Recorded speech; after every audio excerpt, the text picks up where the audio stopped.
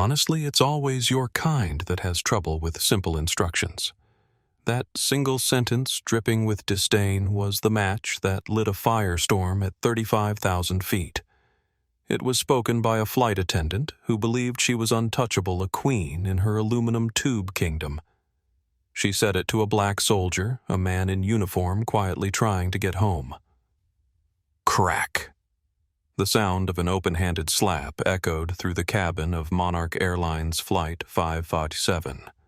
The sharp, ugly noise silenced every conversation, stopped every movement. 217 passengers froze in their seats, their collective breath held in stunned disbelief. In that suspended moment, Rebecca Walsh stood in the aisle, hand still raised, her face flushed with vindictive triumph. Before her, Master Sergeant James Wilson slowly turned his head back to face her, a red mark blooming on his dark cheek. What Rebecca didn't know was that in her fit of rage, she hadn't just assaulted a passenger. She had slapped the one man on board who had the power to bring her entire world and her plane crashing down. In exactly 5 minutes, the course of both their lives would change irrevocably. This isn't a story about a simple argument. It's a story about what happens when arrogance meets authority, and how a single moment of unchecked prejudice led to a grounded plane, a ruined career, and a reckoning that nobody saw coming. Have you ever witnessed someone with a small amount of power abuse it so completely that it destroyed their life? This is exactly what you're about to see unfold. The air inside Monarch Airlines. Flight 557 from Atlanta to Seattle was already thick with the familiar cocktail of recycled oxygen, jet fuel, and human anxiety. The Boeing 737 was a full flight, a Tuesday afternoon run, packed with business travelers, families returning from vacation, and a handful of military personnel in transit. One of them was Master Sergeant James Wilson. James was bone-weary, the kind of tired that seeps into your marrow and makes your eyelids feel like lead weights. He had just spent 68 hours traveling from a dusty, sun-scorched outpost in Qatar, a place where the tension was a physical presence. All he wanted was this final 5-hour leg home to Washington. He wanted to see his wife Natalie and his son Dylan and feel the soft grass of his own backyard under his boots, a world away from the grit and sand that still seemed to cling to his skin. He'd found his seat 22B a middle seat as fate would have it. He stowed his rucksack, which contained little more than a worn paperback and a photo of his family, in the overhead bin, and settled in. He was in his uniform.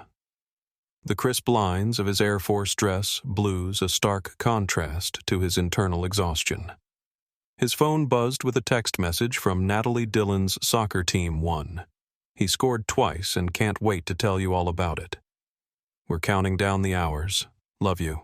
James smiled faintly, the first genuine smile in days. He typed back, "Tell the champ I'm proud." Landing approximately 8:15 p.m. Love you both. He preferred to travel in uniform. It was a mark of pride, but it also usually afforded him a measure of respect that made the ordeal of modern air travel slightly more bearable. In his 15 years of service, including 3 tours overseas and countless flights, he'd learned that the uniform often spoke before he did. What most passengers couldn't know, was that James Wilson wasn't just a decorated Air Force technical operations specialist. For the past 4 years, he had served in a dual capacity as a Federal Air Marshal, one of the invisible guardians who traveled on commercial flights trained to respond to terrorist threats and in-air emergencies. Today, he was officially on duty, though his exhaustion had made him request a passive monitoring role rather than an active security position. His training was extensive threat assessment, close-quarters combat psychology, de-escalation techniques. He had learned to read a cabin like a book to sense danger before it materialized. As he sat down, he had already scanned the flight, noting the exits, the crew positions, the passenger demographics. It was second nature now, as automatic as breathing. This vigilance was hard-earned. At 27, during his second deployment, James had faced a situation where racial bias nearly cost him his life. A fellow soldier had assumed he was an intruder rather than a fellow American serviceman, leading to a confrontation that could have ended tragically if a commanding officer hadn't intervened. The incident had left an indelible mark on his psyche, reinforcing his commitment to maintaining composure under pressure and assessing threats with clinical precision rather than emotion. As he settled into his seat, James noticed the unusually tense atmosphere in the cabin. The flight attendant working the economy section was moving with sharp, jerky motions. Her interactions with passengers curt to the point of rudeness. He made a mental note, another data point in his constant assessment of the environment. Today, however, felt different. The flight attendant working the economy cabin introduced herself over the PA system as Rebecca Walsh. Her voice was sharp, brittle, and carried an air of forced cheerfulness that failed to mask a deep-seated impatience. Monarch Airlines Flight 557 was scheduled for a 3:15 p.m. departure. It was now 3:47 p.m., and they were still boarding. The gate agents had announced a minor mechanical issue that needed to be resolved, and then a weather system near Denver had reshuffled the flight patterns, creating a cascade of delays that rippled across the country. Outside the oval windows, dark clouds gathered on the horizon. The captain had already warned of possible turbulence once they were airborne. The combination of weather concerns, technical delays, and a full cabin had created a palpable tension that seemed to vibrate through the aluminum skin of the aircraft. The Boeing 737-800 was configured with 16 first-class seats, 24 in premium economy, and 138 in main cabin. Every single one was occupied. The overhead bins were stuffed to capacity, forcing late boarding passengers to check their carry-ons at the gate. The air conditioning strained against the heat of closely packed bodies, creating pockets of uncomfortable warmth throughout the cabin. In the row ahead of James, a businessman loudly complained into his phone about the delay. "This is unacceptable. I'm going to miss my connection to Vancouver. No, I can't reschedule the meeting. Do you know how much this is costing the company?" Across the aisle, an elderly couple whispered worriedly about the weather, the wife clutching her husband's arm whenever the plane shifted slightly at the gate. Behind him, a pair of college students were discussing an upcoming exam, their anxiety about the test temporarily overriding their concern about the flight. The mood was one of collective frustration and resignation, the particular type of forced patience that comes with modern air travel, where passengers surrender control to the mysteries of aviation logistics and weather patterns. Everyone was on edge, but they were all in it together. April 15, 2025 would be remembered by everyone on this flight, though for reasons none of them could yet imagine. The mechanical issue had been resolved, but the cascading delays meant they were now number 7 in the departure queue. The captain had informed them they'd be taxiing within 15 minutes, which had brought a collective sigh of relief from the cabin. Except it seemed for one person. Rebecca Walsh moved with a proprietary arrogance through the cabin during boarding. She patrolled the aisle like it was her personal kingdom, her chin held high, her eyes scanning the passengers, not with a sense of service, but of judgment. Rebecca Walsh had been with Monarch Airlines for 15 years. At 42, she was neither young enough to be filled with the enthusiasm of a new hire, nor old enough to have the wise patience of a veteran nearing retirement. She occupied that difficult middle ground, experienced enough to know all the rules, but not seasoned enough to know when to bend them. Today had started badly and was getting worse. Her alarm had failed to go off, forcing her to rush through her morning routine. The final divorce papers from her ex-husband Timothy had arrived in yesterday's mail along with a past due notice for her car payment. The divorce had been finalized 3 months ago, but there were still financial entanglements to resolve, and Timothy was being difficult about selling the house. As she applied her makeup that morning, she noticed new lines around her eyes. Lines that reminded her that she was aging, that her options were narrowing, that the life she had planned, perhaps with children, perhaps with a promotion to international routes, was slipping away. She had covered the lines with concealer, but couldn't conceal the bitterness that had begun to seep into her voice, her posture, her interactions. By the time she arrived at the airport for check-in, she was already in a foul mood.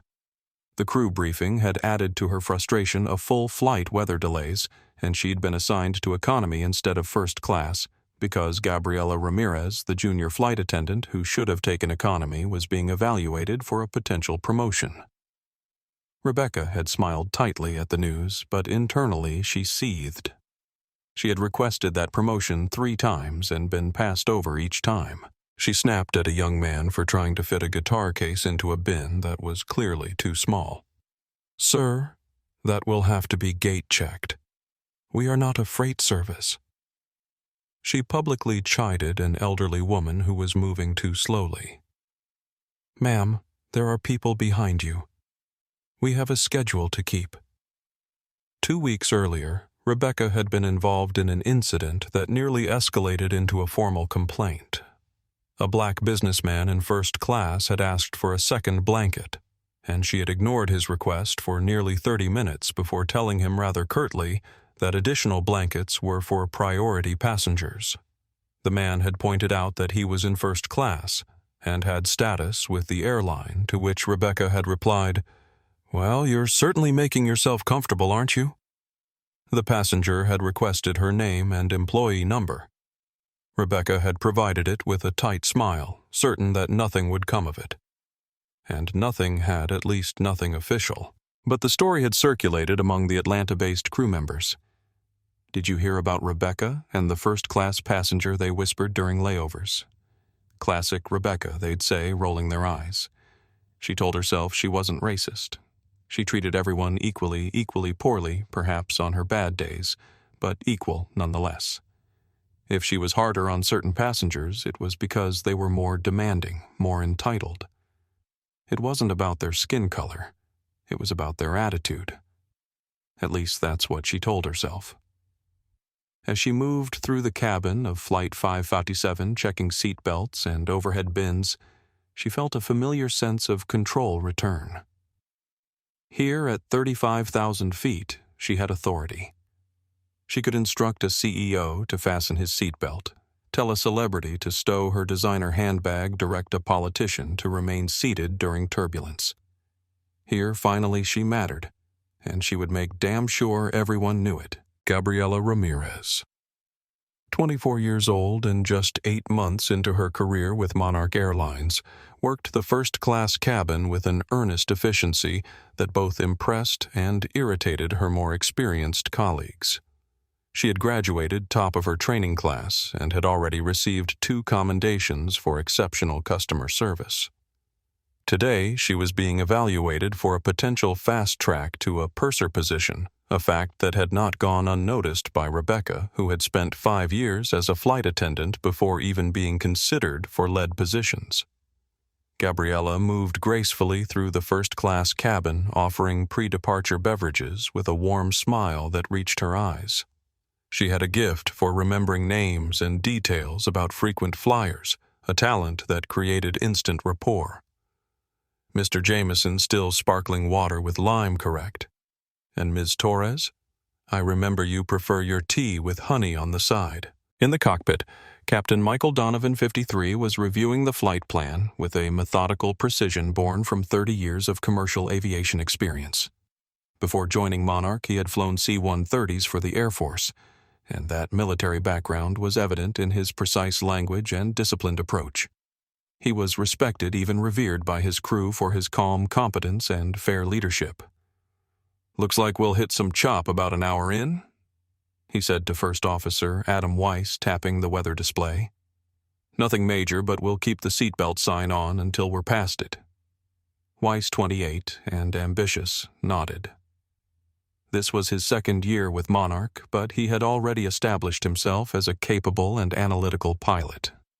He had his eye on the left seat, the captain's position, and worked diligently to absorb everything he could from experienced captains like Donovan. "I'll let the cabin crew know to expect some light to moderate turbulence mid-flight," he replied, making a note on his tablet.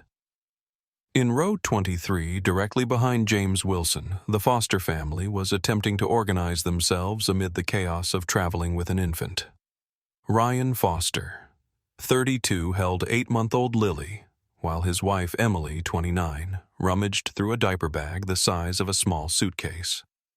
Lily was their first child, and they were flying to Seattle to introduce her to Emily's parents for the first time. "I think I forgot the extra pacifiers," Emily whispered anxiously to Ryan, her face pale with worry. "What if she cries the whole way?" Ryan bounced Lily gently, her wide eyes taking in the unfamiliar surroundings.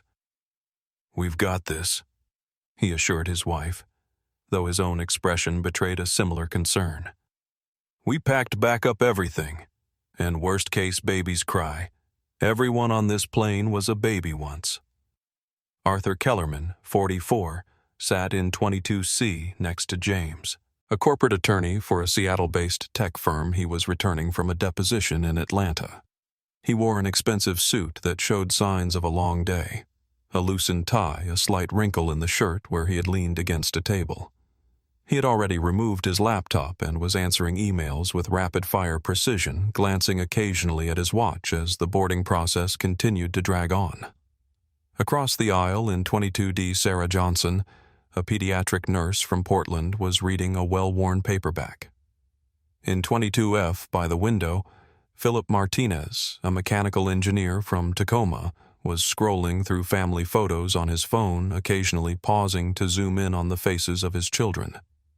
They were all strangers thrown together by the arbitrary algorithms of airline seating assignments, each with their own stories, their own destinations. None of them could have anticipated how their lives would intersect in the next hour, or how the actions of two people would alter the course of their journey and leave an indelible mark on everyone aboard Flight 557. The boarding process was nearly complete when the Foster family, who had been patiently waiting with their infant daughter near the jet bridge entrance, finally made their way down the crowded aisle. Ryan Foster carried baby Lily while Emily struggled with a car seat, a diaper bag, and her personal item, a tote bag that contained everything from spare clothes to emergency snacks. As they reached row 23 directly behind James Wilson, it became apparent that fitting all their necessary items would be challenging. The overhead bins were already stuffed to capacity with roller bags and coats. "Honey, I don't think there's room up here," Emily said, her voice tinged with panic. The diaper bag was essential. It contained formula diapers, wipes, and all the other necessities for traveling with an infant. But the already crowded overhead bin seemed to have maybe an inch of space remaining. Ryan, now holding a fussing Lily, looked around helplessly. "Maybe we can ask if someone can move their things a bit," he suggested. Emily tried to rearrange items in the bin, carefully shifting a leather briefcase and attempting to squeeze the diaper bag into the narrow remaining space. The bag was almost in when a sharp voice cut through their concentration. "Excuse me, what do you think you're doing?" Rebecca Walsh materialized at the end of their row, arms crossed, eyes narrowed at Emily's attempt to rearrange the overhead bin. "I'm just trying to fit our bag," Emily explained, still pushing at the diaper bag. "It has all the baby supplies we need for the flight." Rebecca's expression didn't soften. "That bin is full. If your bag doesn't fit easily, it needs to be checked." "But it's not a regular bag. It's essential items for our daughter, Ryan," explained Lily, now squirming in his arms. "We can't be without diapers and formula for 5 hours." "You should have planned better," Rebecca replied coldly. "You should have boarded earlier if bin space was important to you." "We were in the priority boarding group." Emily said, her voice trembling slightly. "But they asked us to wait because of the car seat installation check." "That's not my concern," Rebecca said. "The fact remains that if the bag doesn't fit, it doesn't go in the cabin. You're holding up the entire boarding process." Ryan bounced Lily, who was becoming increasingly distressed by the tension. "It's almost in," he said. "Just needs a little adjustment." "Sir, I won't tell you again." Rebecca's voice rose, drawing the attention of nearby passengers. "Either that bag goes under the seat in front of you, or it gets checked to your final destination." "But the car seat has to go in the seat," Emily explained, gesturing to the bulky infant car seat. "There's nowhere else." "That's not my problem," Rebecca snapped. Rules are rules. The situation was escalating quickly. Emily looked close to tears. Ryan was struggling to calm Lily, and Rebecca stood like an immovable obstacle, her authority absolute and unyielding. James Wilson, who had been watching the interaction unfold, recognized both the logistical problem and the unnecessary hostility. He understood what it was like to be exhausted and just wanting to get home, and he could see the young family was doing their best in a difficult situation. He unbuckled his seatbelt and stood up. "Excuse me," he said in a low, calm voice. "I may be able to help. I'm pretty good at this stuff. It's like a game of Tetris." James reached up and, with the practiced efficiency of someone who had packed military equipment into tight spaces, began to rearrange the items in the bin. He shifted his own rucksack, turned the diaper bag on its side, and leveraged a corner in just the right way. With a few deft movements, he created enough space and the diaper bag slid smoothly into place. He gave the bin a firm push and it clicked shut. "There you go," James said with a small, tired smile to the couple. Ryan exhaled in relief. "Oh man, thank you. Seriously, thank you so much." Emily mouthed a silent thank you as she began installing the car seat, her hands still shaking slightly from the confrontation. James nodded and was about to sit back down when he felt a cold stare burning into the side of his head. He looked up and met Rebecca's gaze. There was no gratitude in her eyes. There was only fury. Her face had darkened like a thundercloud, her lips pressed into a thin white line. He had not helped, he had interfered. He had solved a problem she was creating, and in doing so, he had undermined her authority in front of her audience. Rebecca's anger was a tangible force radiating toward James Wilson. To her, he wasn't just a passenger who had helped another passenger. He was a direct challenge to her control, her already tenuous grip on the one domain where she still felt powerful. She leaned in close, her voice a venomous whisper meant only for him, but loud enough for the Foster family and Arthur Kellerman to hear. "When I am handling a situation with a passenger," she hissed, her breath smelling of stale coffee and mints, "you will sit down, you will be quiet, and you will let me do my job. Is that clear, Sergeant?" The emphasis she placed on his rank made it sound like an insult rather than a sign of respect. James was taken aback by the sheer hostility radiating from her. In his years of military service and air marshal training, he had encountered all types of difficult people, but the naked antagonism in Rebecca's eyes was jarring. He kept his voice even, maintaining the calm demeanor that had served him well in far more dangerous situations. "Ma'am, I was just trying to help. We all want to get this plane in the air." This seemingly reasonable response was to Rebecca an act of defiance. The fact that he hadn't backed down immediately, hadn't shown proper deference to her authority, only fueled her rage.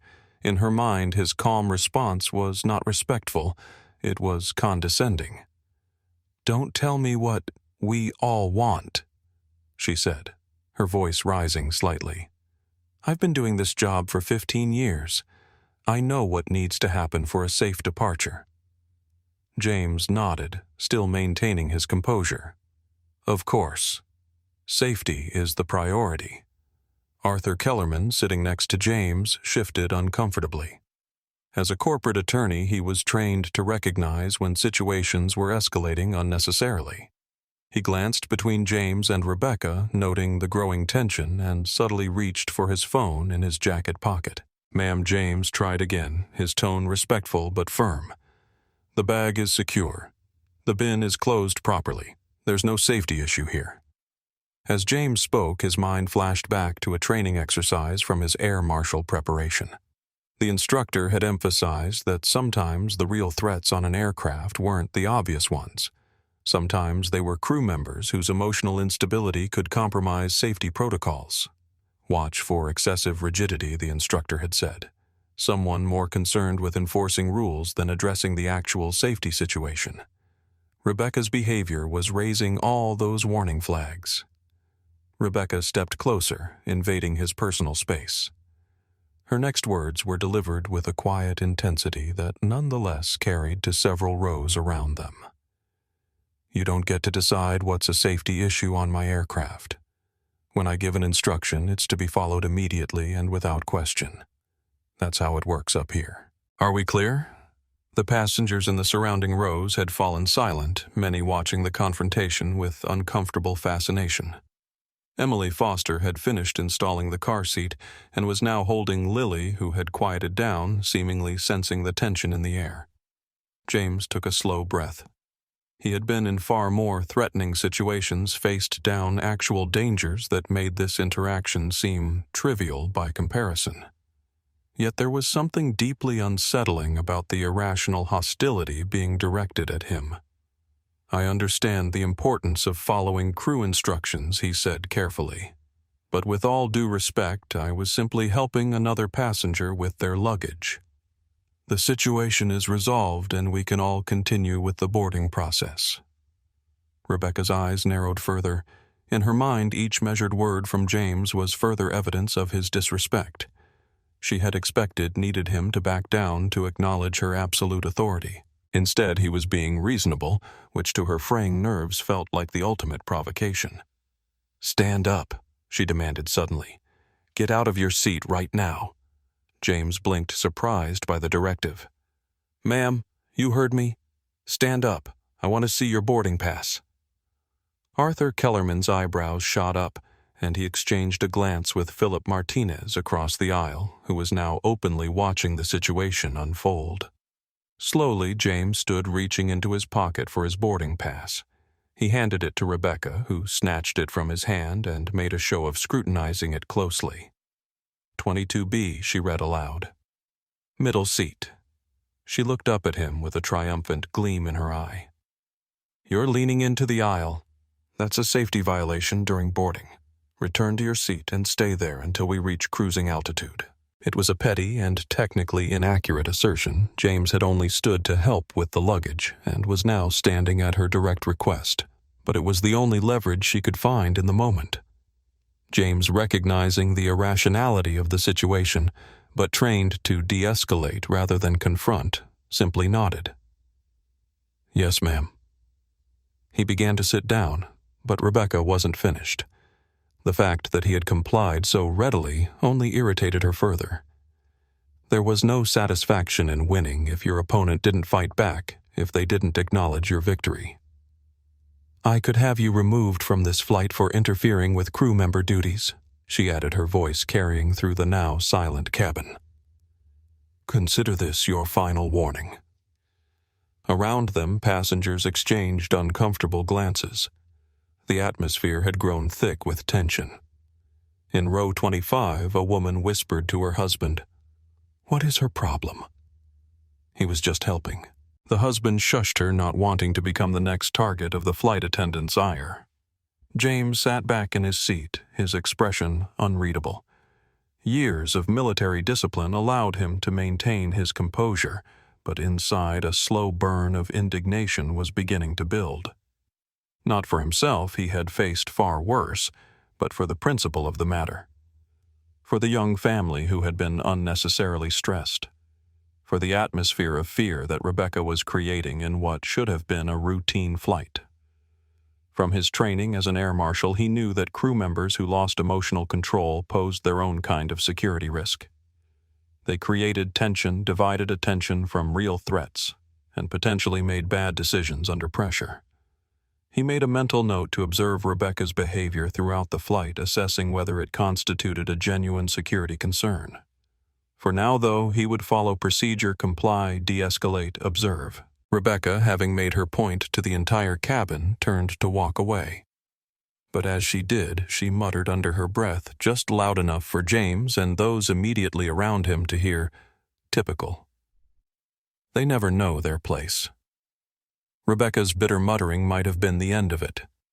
She could have walked away maintaining the fragile professionalism of the cabin, and Flight 557 might have departed on its delayed schedule without further incident.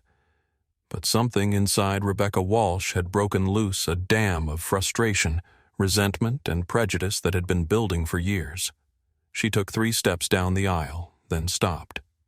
The silence in the cabin seemed to pull at her, demanding something more definitive, some final word that would cement her authority once and for all.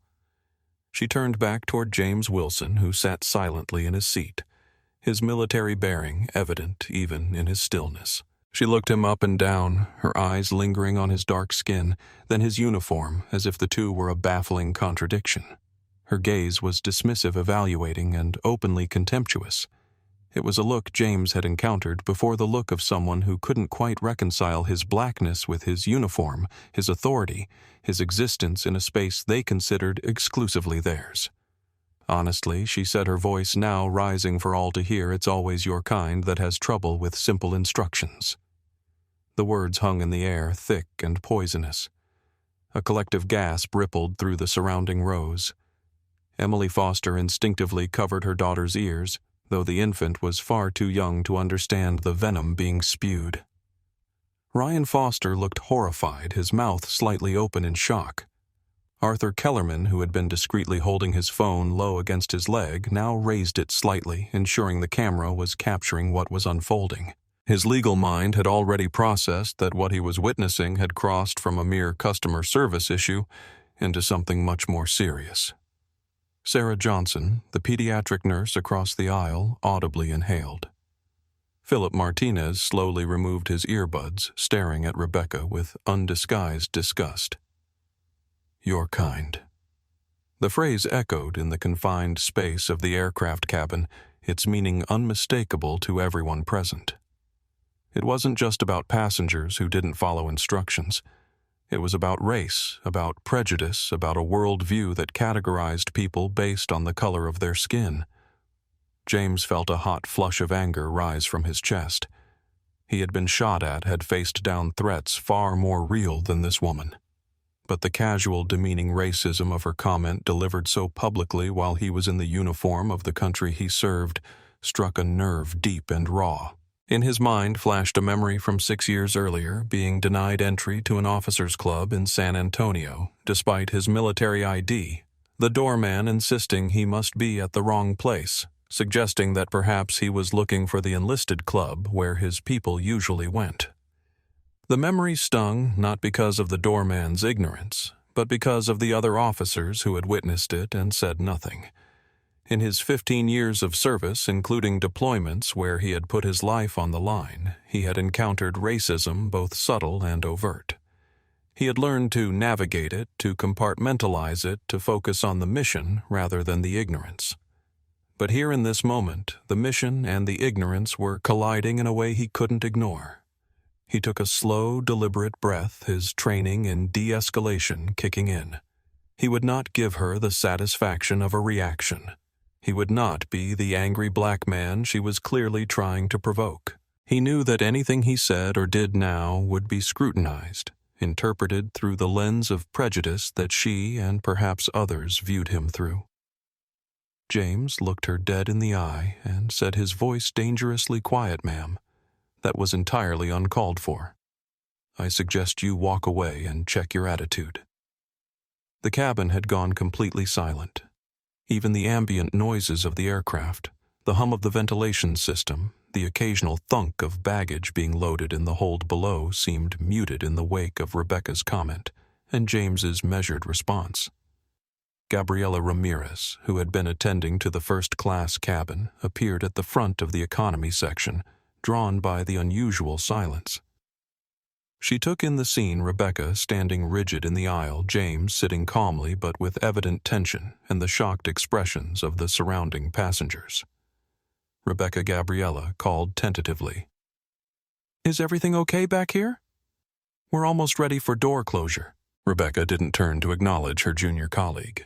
Her attention was fixed entirely on James Wilson, on his calm defiance, on his refusal to be cowed by her authority or her bigotry.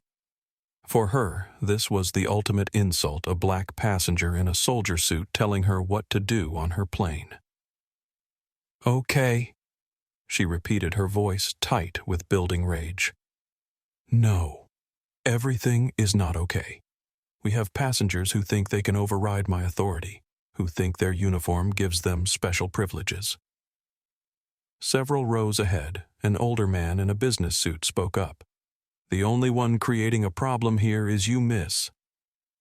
That was an inappropriate comment. "Sir, I didn't ask for your input," Rebecca snapped, not taking her eyes off James. "This is between me and this individual." Her hesitation before the word individual spoke volumes. It was clear she had stopped herself from saying something even more offensive. For James, the situation had evolved from an annoyance to a genuine concern. As an air marshal, he was trained to identify threats to flight safety. Crew members were supposed to be the last line of defense in the cabin, the ones passengers could rely on in an emergency. A flight attendant who was emotionally unstable, who was antagonizing passengers and creating a hostile environment, represented a different kind of security threat, one that could potentially compromise the crew's ability to respond effectively in a crisis. He remained silent, maintaining eye contact with Rebecca, assessing the level of threat she posed. Not to him personally, he could handle far worse than verbal abuse, but to the overall safety and security of the flight. Rebecca's world had shrunk to this one confrontation, this one passenger who refused to submit to her authority. All her frustrations, her recent divorce, her mounting credit card debt, her feeling that her life hadn't turned out the way she'd planned, coalesced into a single point of white-hot rage. In the moment before the unthinkable happened, there was a strange clarity in Rebecca Walsh's mind. She saw herself as if from a distance, a professional woman in a crisp uniform facing down insubordination, maintaining order on her aircraft. In her distorted perception, she wasn't about to commit assault. She was about to deliver necessary discipline to maintain her authority. The reality, of course, was far different. She was a flight attendant who had already crossed multiple lines of professionalism and human decency, now teetering on the edge of an action that would destroy her career and alter her life forever. James Wilson could see it coming. His training as both a soldier and an air marshal had honed his ability to read body language to anticipate hostile actions before they occurred. He saw the slight shift in Rebecca's posture, the tightening of her jaw, the almost imperceptible leaning forward. He could have moved, could have blocked the blow that was coming, but his training also told him something else. Sometimes the best response to a threat is to let it play out, to allow the aggressor to fully reveal themselves before taking action. In a move that shocked everyone, including herself, Rebecca drew back her hand and slapped him. The sound was a sharp, ugly crack that echoed through the suddenly silent cabin. It wasn't a playful tap or a gesture of frustration. It was a full-force, open-palmed strike across the face, delivered with all the pent-up rage and bitterness that had been building inside Rebecca Walsh for years. James's head snapped to the side from the impact, more from surprise than force. The red mark began to bloom immediately on his cheek, stark against his dark skin. For a heartbeat, there was absolute stillness. The fussy baby stopped crying. The chatter ceased. Every eye was locked on row 22, on the tableau of violence that had just played out in what should have been the mundane setting of a commercial airliner. Time seemed to stretch and compress simultaneously. For some witnesses, the moment expanded, allowing them to register every detail, the look of shock on nearby passengers' faces, the slight tremor in Rebecca's hand as it returned to her side, the absolute stillness of James Wilson as he slowly turned his head back to face his attacker. For others, it was a blur, a surreal interruption to what should have been a routine flight, their brains struggling to process that they had just witnessed a uniformed flight attendant physically assault a uniformed member of the military. Arthur Kellerman's phone captured it all: the approach, the slap, the aftermath. His hand was remarkably steady as he continued filming, documenting what he knew would become evidence in what was surely going to be a significant legal case. As a corporate attorney, he had seen many instances of workplace misconduct, but never something so blatant, so public, and so clearly indefensible. The Foster family was frozen in horror. Ryan instinctively placed himself slightly in front of Emily and Lily, a protective stance born of the sudden introduction of violence into their space. Emily held Lily closer, her eyes wide with shock and fear. Throughout the cabin, passengers reacted with varying degrees of outrage and disbelief. Several had their phones out now, recording the aftermath of what had just occurred. Sarah Johnson had her hand over her mouth in shock. Philip Martinez was halfway out of his seat as if preparing to intervene if the situation escalated further. At the front of the economy section, Gabriela Ramirez stood paralyzed, her training having never prepared her for a scenario where another crew member was the aggressor. Her mind raced trying to recall protocol for crew misconduct, but coming up empty. This was so far outside the boundaries of normal operations that there was no checkbox, no procedure to follow. And in the center of it all, James Wilson slowly turned his head back, a red mark already blooming on his cheek. His eyes were no longer tired. They were cold, hard, and utterly focused. He didn't say a word. He just stared at Rebecca. In that moment, Rebecca Walsh, high on adrenaline and righteous fury, had no idea that she had just sealed her own fate. She had slapped a passenger. She had slapped a soldier. But she had also just assaulted a sworn federal officer and the clock on her career. Her freedom and her life as she knew it had just started ticking down. 5 minutes was all it would take. The slap echoed with a finality that left no room for interpretation. It was an act of pure, unrestrained aggression. Rebecca stood panting slightly, her hand still tingling, a triumphant, wild look in her eyes. She expected fear, or perhaps an angry outburst that would justify her calling for security to have him dragged off the plane. She expected to be validated in her power. She got none of it. James Wilson didn't flinch. He didn't raise his voice. The hot anger he felt was instantly caged and locked away, replaced by a chillingly calm professionalism that was far more unnerving than any shouted threat could have been. His training, honed in far more dangerous arenas, took over completely. The target was no longer a flight attendant. It was a threat to the security and stable operation of a federal conveyance. Assess, de-escalate, control. The slap echoed with a finality that left no room for interpretation.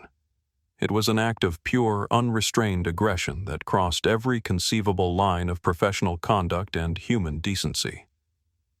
Rebecca Walsh stood panting slightly, her hand still tingling, a triumphant, wild look in her eyes. She expected fear, or perhaps an angry outburst that would justify her calling for security to have him dragged off the plane. She expected to be validated in her power. She got none of it. Master Sergeant James Wilson didn't flinch. He didn't raise his voice. The hot anger he felt was instantly caged and locked away, replaced by a chillingly calm professionalism that was far more unnerving than any shouted threat could have been. His training, honed in far more dangerous arenas, took over completely. The target was no longer a flight attendant. It was a threat to the security and stable operation of a federal conveyance. Assess, de-escalate, control. He slowly and deliberately unbuckled his seatbelt for the second time. He stood up his 6'2" frame, seeming to fill the entire aisle, dwarfing Rebecca. He didn't move toward her, but his sheer presence made her take an involuntary step back. The triumphant look on her face began to curdle into confusion, then a flicker of fear. This was not the reaction she had anticipated. The man before her wasn't cowering or yelling. He was composed, controlled, and somehow more commanding in his silence than she had been in her rage. Arthur Kellerman was still discreetly filming his corporate lawyer's mind, already cataloging the potential legal ramifications of what he was witnessing. Emily Foster had turned Lily's face away from the confrontation, shielding her daughter from the tension in the cabin. Ryan Foster watched with a mixture of concern and fascination, ready to protect his family if necessary, but sensing that the immediate danger had somehow shifted. "What do you think you're doing?" Rebecca stammered, trying to regain her footing. "Sit down. That's it. I'm calling the captain. We're having you removed." "That won't be necessary." James said, his voice flat and devoid of emotion. "But you are correct. I do need to speak with the captain immediately." He turned his back on her, a gesture of such complete dismissal that it stunned her more than the slap had stunned him. He addressed Gabriela Ramirez, who had watched the entire exchange with wide, horrified eyes from her position at the front of the economy cabin. Miss James said, his tone polite but firm. "Please inform the captain that a security situation has occurred in the cabin involving a crew member, and I need access to the flight deck now." Rebecca let out a short, incredulous laugh. "You need access? You think you can just demand to see the captain? Who in the hell do you think you are?" James didn't even look at her. His focus remained on Gabriela. The young flight attendant was frozen, caught between her enraged superior and this impossibly calm soldier. Miss James repeated a hint of steel entering his voice. "This is a non-negotiable, time-sensitive security directive. Get the captain." The official-sounding language, the unwavering confidence, the sheer intensity of his gaze. It was enough. Gabriela nodded wordlessly and hurried toward the front of the plane, disappearing behind the curtain that separated the galley from the cockpit door. Rebecca was practically vibrating with rage. "A security directive. You're delusional. You assault me with your insubordination, and now you're making threats. You're finished. You'll be lucky if you're not dishonorably discharged after this." James remained silent, standing like a statue in the aisle, his eyes fixed on the cockpit door. The passengers were whispering furiously now, phones up the story spreading through the cabin like wildfire. The Foster family had pulled Lily close, looking terrified at the escalating situation. Arthur Kellerman continued to film, capturing Rebecca's escalating tirade and James's unnerving calm.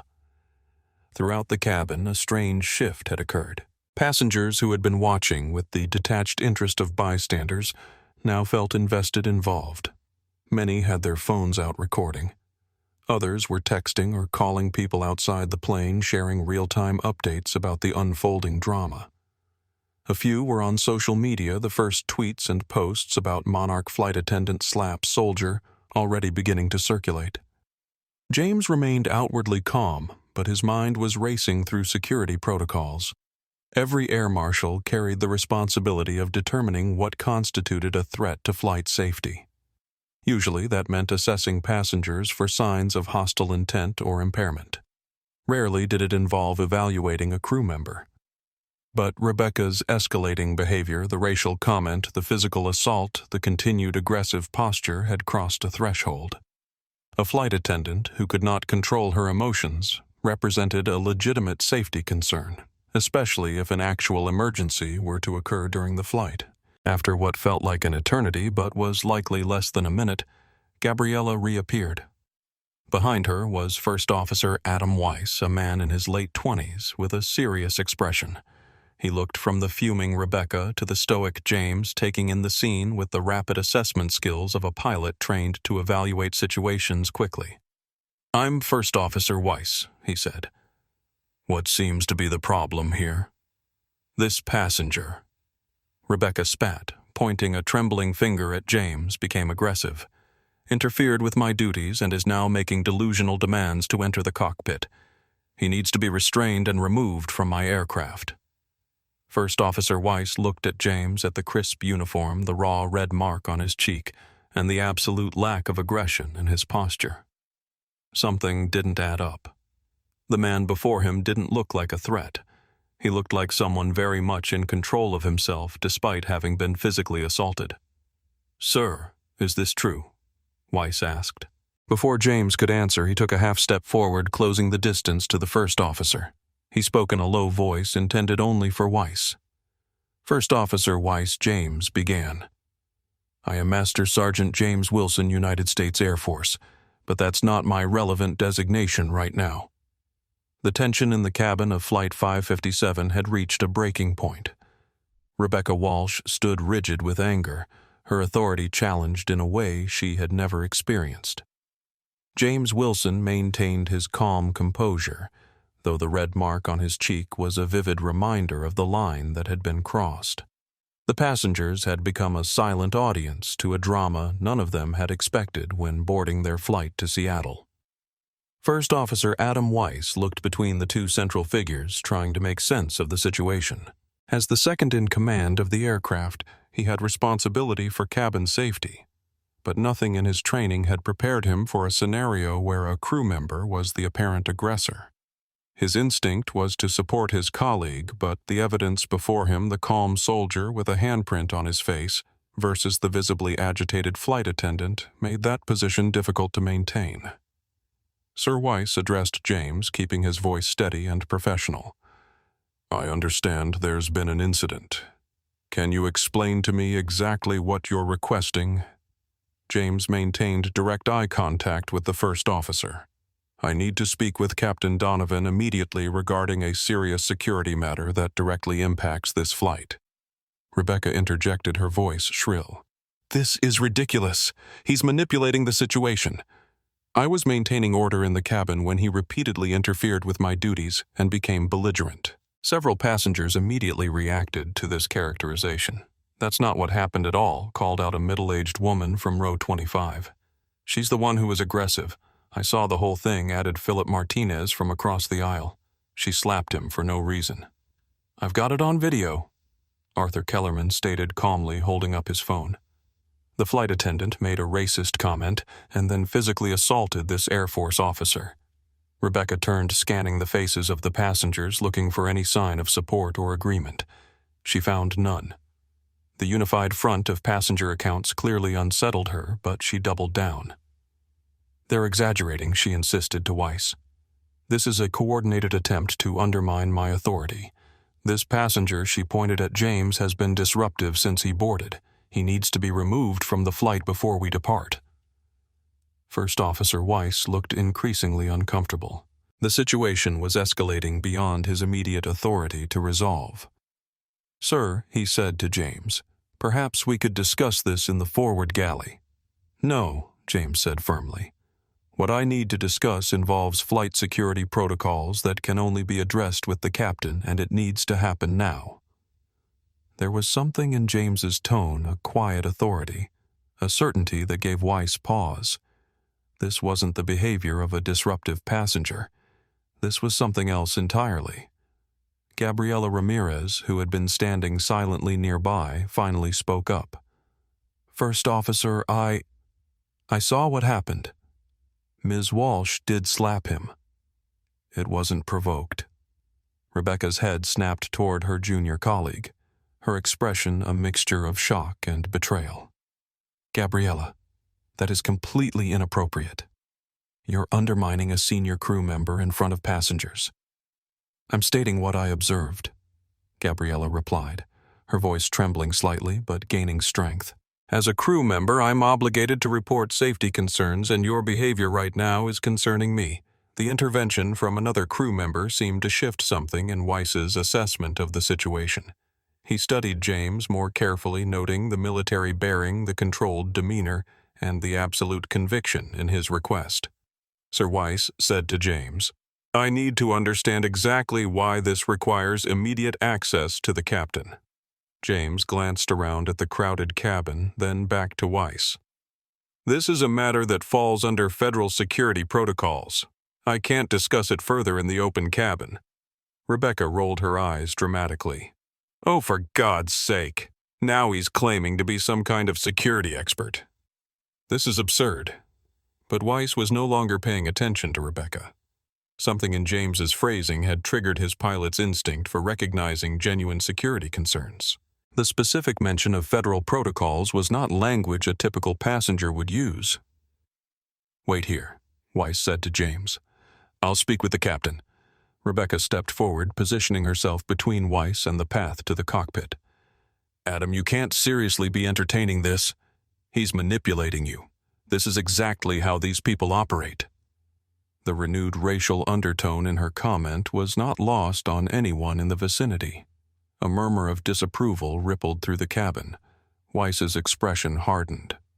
"Rebecca," he said quietly but firmly, "I need you to step back and let me do my job." "Your job is to support your crew," she hissed.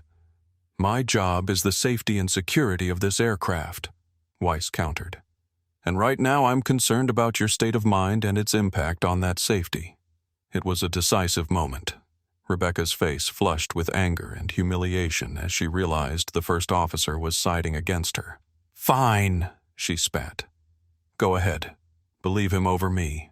But when this backfires, remember I warned you. Weiss turned and headed toward the cockpit, leaving Gabriella to monitor the situation in the cabin. The young flight attendant positioned herself near James but maintained a respectful distance, her expression a mixture of concern and professional focus. Rebecca retreated several steps down the aisle but remained within earshot, her arms crossed defensively across her chest. The red flush of anger on her face had been replaced by a pale tension as the realization that she might have seriously misjudged the situation began to dawn on her.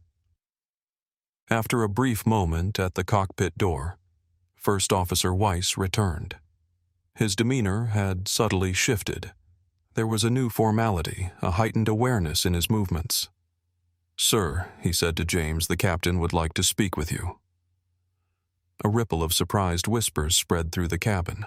It was highly unusual for a passenger to be granted access to the cockpit, especially with heightened security protocols in place since 9/11. Rebecca stepped forward again. "This is completely irregular. You can't just—" Rebecca Weiss cut her off, his voice now carrying the unmistakable tone of command. "Please return to the aft galley and wait there until further notice. That's an order from the captain." The public rebuke silenced her momentarily. She stared at Weiss, then at James, her expression flickering between rage and the first stirrings of genuine fear. James followed Weiss toward the front of the aircraft, maintaining a composed posture despite the hundreds of eyes following his movement. As they reached the forward galley, Weiss turned to him with a questioning look.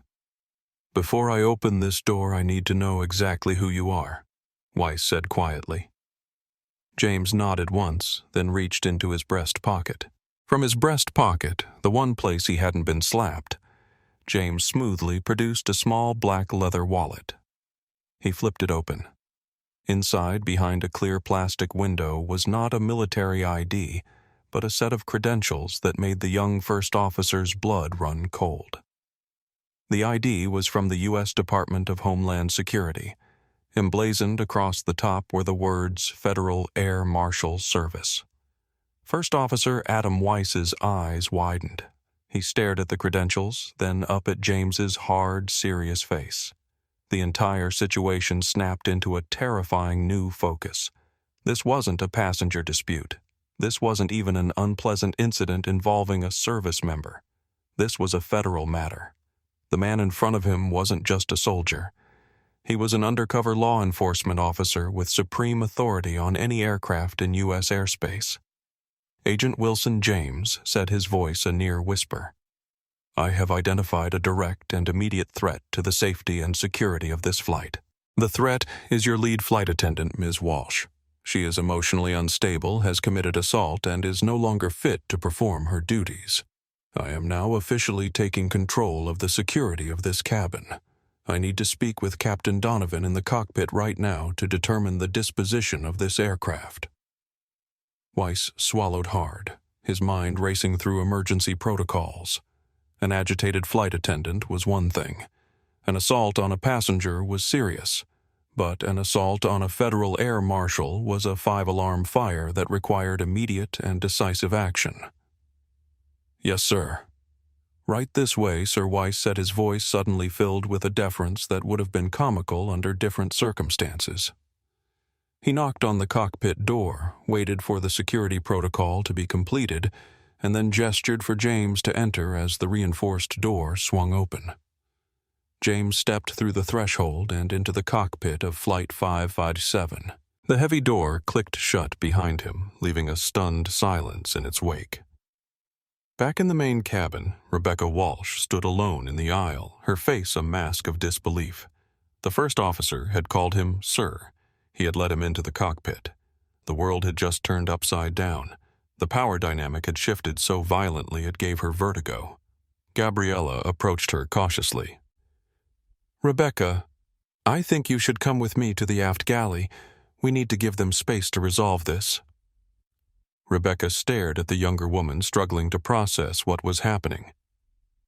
"What is going on?" she demanded. "Who is he? Why would they let him in there?" Before Gabriella could respond, a passenger from row 27 spoke up. "He's an air marshal. My brother works for TSA. I recognize the wallet." The words rippled through the cabin like an electric current. "Air marshal," someone repeated. She slapped a federal agent, another whispered. The blood drained from Rebecca's face as the implications began to sink in. Air marshals were federal law enforcement officers specifically tasked with protecting aircraft from threats. They had nearly absolute authority in the air, and she had just physically assaulted one. "That's not... He can't be..." Rebecca stuttered, but the conviction in her denial was crumbling rapidly. "He's just a soldier." Arthur Kellerman shook his head slightly. "Many air marshals have military backgrounds, Ms. Walsh. They don't advertise who they are. That's rather the point of having undercover security on flights." Rebecca turned to Gabriella, desperation now evident in her eyes. "Did you know? Did everyone know except me?" "No one knew," Gabriella said quietly. "That's how it works. But Rebecca, what matters right now is that you assaulted a passenger. Whether he's an air marshal or not, that's a serious violation." "I didn't," Rebecca began, but the words died on her lips as she looked around at the sea of faces staring back at her. Some with pity, others with disgust, but all with the certainty of witnesses who knew exactly what they had seen. 5 minutes had not yet passed since the slap. The plane was still attached to the gate, the engines humming softly. But for Rebecca Walsh, her flight, her career, and her entire life had just been irrevocably grounded. She just didn't know the full extent of it yet. In the cockpit, Captain Michael Donovan turned in his seat as James entered. His weathered face registered surprise, then concern as he noted the red mark on James's cheek. "What in God's name is going on back there?" he asked. "Weiss tells me we have a serious situation." James stood at a respectful distance, maintaining proper cockpit protocol despite the extraordinary circumstances.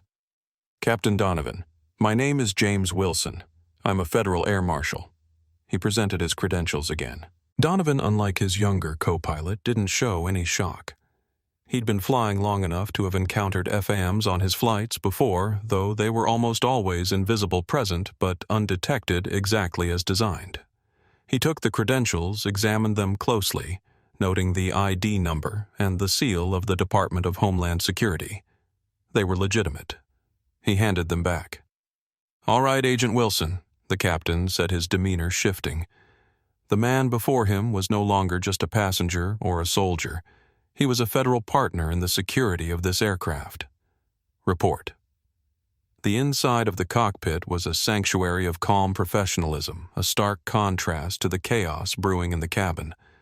The soft glow of instrument panels illuminated the faces of Captain Michael Donovan, First Officer Adam Weiss, and James Wilson as they conferred in the confined space of the flight deck. At approximately 16:05 hours during the final stages of boarding, James began his voice.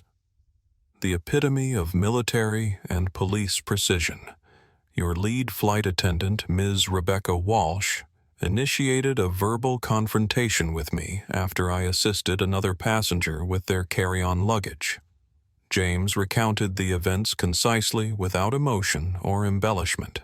He detailed Rebecca's escalating hostility, her blocking of the aisle, and her refusal to de-escalate despite multiple opportunities.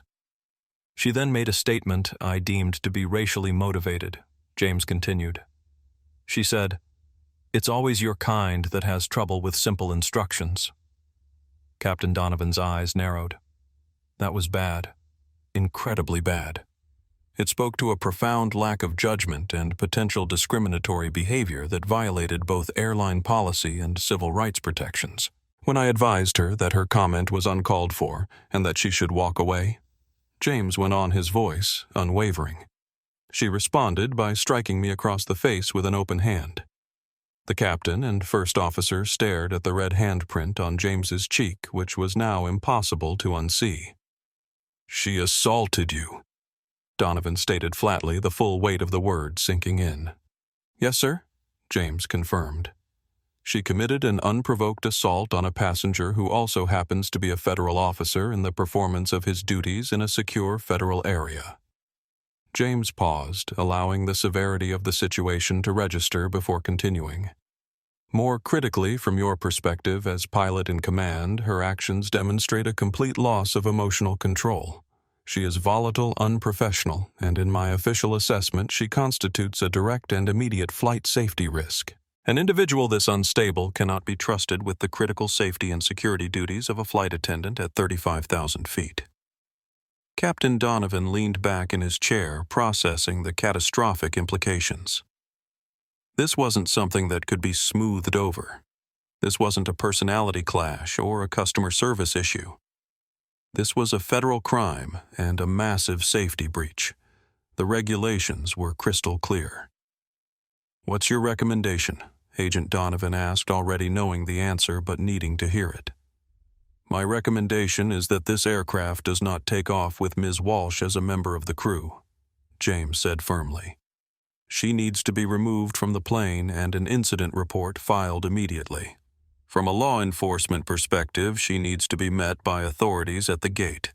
Assault on a federal officer is not a customer service complaint." First Officer Weiss, who had been listening silently, finally spoke up. "Captain, half the cabin has their phones out." A passenger in 22C appeared to be recording the entire interaction, including the slap. "There's going to be video of this." Donovan swore under his breath. This was already public. The corporate fallout would be immense. But his primary responsibility wasn't to the Monarch Airlines stock price. It was to the safety of every soul on this plane. And James was right. There was no scenario in which he could responsibly take off with Rebecca Walsh on board. "So, we're grounded," Donovan said, not as a question, but as a statement of fact. "I believe that's the only safe course of action," Sir James confirmed. "Ms. Walsh's behavior poses a clear risk to the operational safety of this flight. Even setting aside the assault and the legal implications, her emotional state makes her unfit for safety-critical duties." Donovan turned to his first officer. "Weiss, what's the situation in the cabin right now, tense sir? The passengers are aware something serious is happening. Many are recording. Miss..." Walsh was still in the main aisle when I escorted Agent Wilson to the cockpit. Gabriella was attempting to move her to the aft galley. Donovan nodded, thinking through the immediate steps needed. "All right, here's how we'll handle this. First, I need to contact operations and inform them we have a crew issue that requires immediate attention and possible law enforcement response." He reached for the radio handset, toggling to the company frequency rather than the general ATC channel. "Monarch Operations. This is Captain Donovan on Flight 557 at Gate C-34. We have a situation requiring immediate response. I need a station manager and law enforcement to meet the aircraft. We have an incident involving crew misconduct that will require removal of a crew member and possible flight cancellation." The response came back promptly. "Flight 557, this is operations. Acknowledge your request. We're dispatching the station manager and security to your location. Can you provide additional details on the nature of the incident?" Donovan glanced at James, who gave a slight nod. "Operations, we have had an assault incident involving a flight attendant and a passenger who is a Federal Air Marshal. The situation is contained, but we need immediate assistance at the gate." There was a brief pause. Then understood Captain. "Law enforcement has been notified. They'll meet you at the gate in approximately 5 minutes." Donovan replaced the handset and turned back to James. "Agent Wilson, as the pilot in command. I'm formally requesting your continued assistance in maintaining cabin security until law enforcement arrives. I'm also going to need a formal statement from you for our incident report." "Of course," Captain James replied. "I'll provide whatever assistance you need." Donovan turned to his first officer. "Weiss, I need you to go back into the cabin and inform Gabriella to secure Ms. Walsh in the aft galley away from passengers. Then make an announcement that we're experiencing a delay due to a crew issue. Don't provide specifics. We don't need to inflame the situation further." "Yes, sir," Weiss responded, moving toward the cockpit door. "Wait," Donovan called. "Before you go out there, let's be clear on the chain of events that will follow. Once law enforcement arrives, Ms. Walsh will be removed from the aircraft. After that, we'll need to assess whether we can operate this flight. We'll be down a flight attendant, and depending on availability of a replacement, we might have to cancel." Weiss nodded his understanding.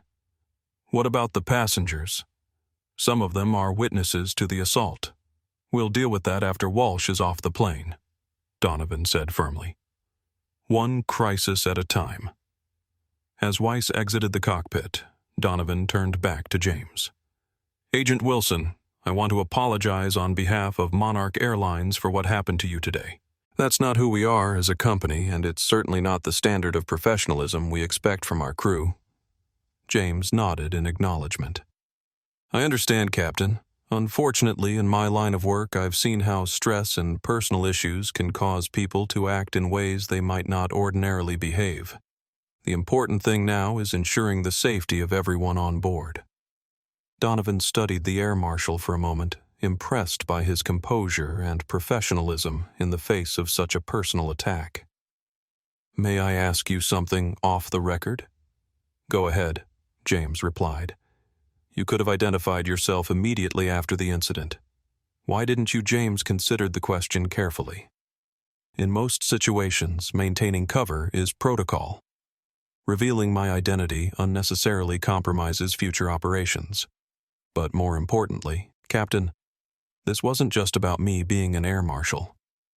Ms. Walsh's behavior would have been unacceptable regardless of who was on the receiving end. The fact that she happened to assault a federal officer just escalates the legal consequences." As he spoke, James reflected on a similar incident from 2 years earlier when he had witnessed a flight attendant. "His protocol. Revealing my identity unnecessarily compromises future operations. But more importantly, Captain, this wasn't just about me being an air marshal. Ms. Walsh's behavior would have been unacceptable regardless of who was on the receiving end. The fact that she happened to assault a federal officer just escalates the legal consequences." As he spoke, James reflected on a similar incident from 2 years earlier when he had witnessed a flight attendant on another airline berating an elderly Asian passenger. He had remained silent then, following protocol to stay undercover unless there was an immediate safety threat. The memory had haunted him: the passenger's humiliation, the crew member's unchecked power. Today had been different. Today, the threat to flight safety had been clear and present. Donovan nodded thoughtfully. "Fair enough. Well, we're going to handle this by the book." He reached for the PA microphone, preparing to address the cabin. "I need to inform the passengers about our delay." Captain Michael Donovan held the PA microphone in his hand, weighing his words carefully. In his 3 decades of flying commercial aircraft, he had made hundreds of announcements about delays, weather issues, and mechanical problems. But he had never had to tell passengers that their flight was being grounded because a member of his crew had assaulted a federal agent. He pressed the button, and his calm, authoritative voice filled the cabin. "Folks, this is your captain speaking from the flight deck. I apologize for the delay. Due to an unforeseen security issue involving a member of the flight crew, we will be unable to depart at this time. We will be shutting down the aircraft and returning to the gate. I repeat, due to a crew-related security issue, we are returning to the gate." He paused, letting the information sink in before continuing. "We ask that you please remain in your seats until the seatbelt sign is turned off. We will provide you with more information as soon as we have it. Cabin crew, prepare for return to stand." In the main cabin, a wave of groans and confused murmurs spread through the passengers. Most had witnessed at least part of the confrontation between Rebecca and James, but hearing the official confirmation that the incident was severe enough to ground the plane still came as a shock. Rebecca Walsh, who had been reluctantly ushered to the aft galley by Gabriella, felt the words hit her like a physical blow. A crew-related security issue. There was only one crew member involved in an issue. Her. The engines, which had been humming with the promise of departure, began to wind down. The low thrum that vibrated through the fuselage faded into an eerie silence. The lights flickered as the plane switched from its own power back to the ground supply. Rebecca's face went pale. The blood drained from it, leaving her looking shallow and sick under the harsh cabin lighting. The reality of the situation was beginning to crash down on her with the force of a tidal wave. "This can't be happening," she whispered more to herself than to Gabriella, who stood a cautious distance away. "They're grounding the flight because of me, Rebecca." Gabriella said softly, "You hit a passenger. That alone would be grounds for immediate removal from duty. But from what I'm gathering, the situation is even more serious." "I was just doing my job," Rebecca insisted, though her voice lacked conviction. "He was undermining my authority. You saw how he was interfering. I saw him help that family with their bag." Gabriella replied, her voice firm but not unkind. "And then I saw you escalate the situation unnecessarily. And yes, I saw you slap him." Rebecca looked at her junior colleague, searching for any sign of sympathy or support. Finding none, she felt a fresh wave of panic. They can't just kick me off the flight. I'm senior crew. I have rights. The union? The union can't help you assault someone." Rebecca Gabriella cut in. "This isn't about seniority or procedures. You physically attacked a passenger in front of witnesses." In the main cabin, passengers were processing the announcement with varying degrees of frustration and interest. For many business travelers, the delay meant missed connections and rescheduled meetings. For families, it was an additional stress on already challenging travel plans. But for those who had witnessed the confrontation firsthand, there was also a sense of justice being served. Arthur Kellerman, still in seat 22C, was reviewing the video he had captured on his phone. The footage was clear, unambiguous, and damning. It showed the entire sequence: Rebecca's aggressive behavior, her racist comment, the unprovoked slap, and James's calm response. Arthur, with his attorney's mind, knew exactly how devastating this evidence would be in any legal proceeding. The Foster family was trying to comfort Lily, who had begun to fuss again, sensing the tension around her. "It's okay, sweetheart," Emily whispered. "We're just going to be a little delayed." Ryan checked his phone, already looking for alternative flights. "This is probably going to be canceled," he said quietly to Emily. "After what happened, I can't imagine they'll let that flight attendant continue working."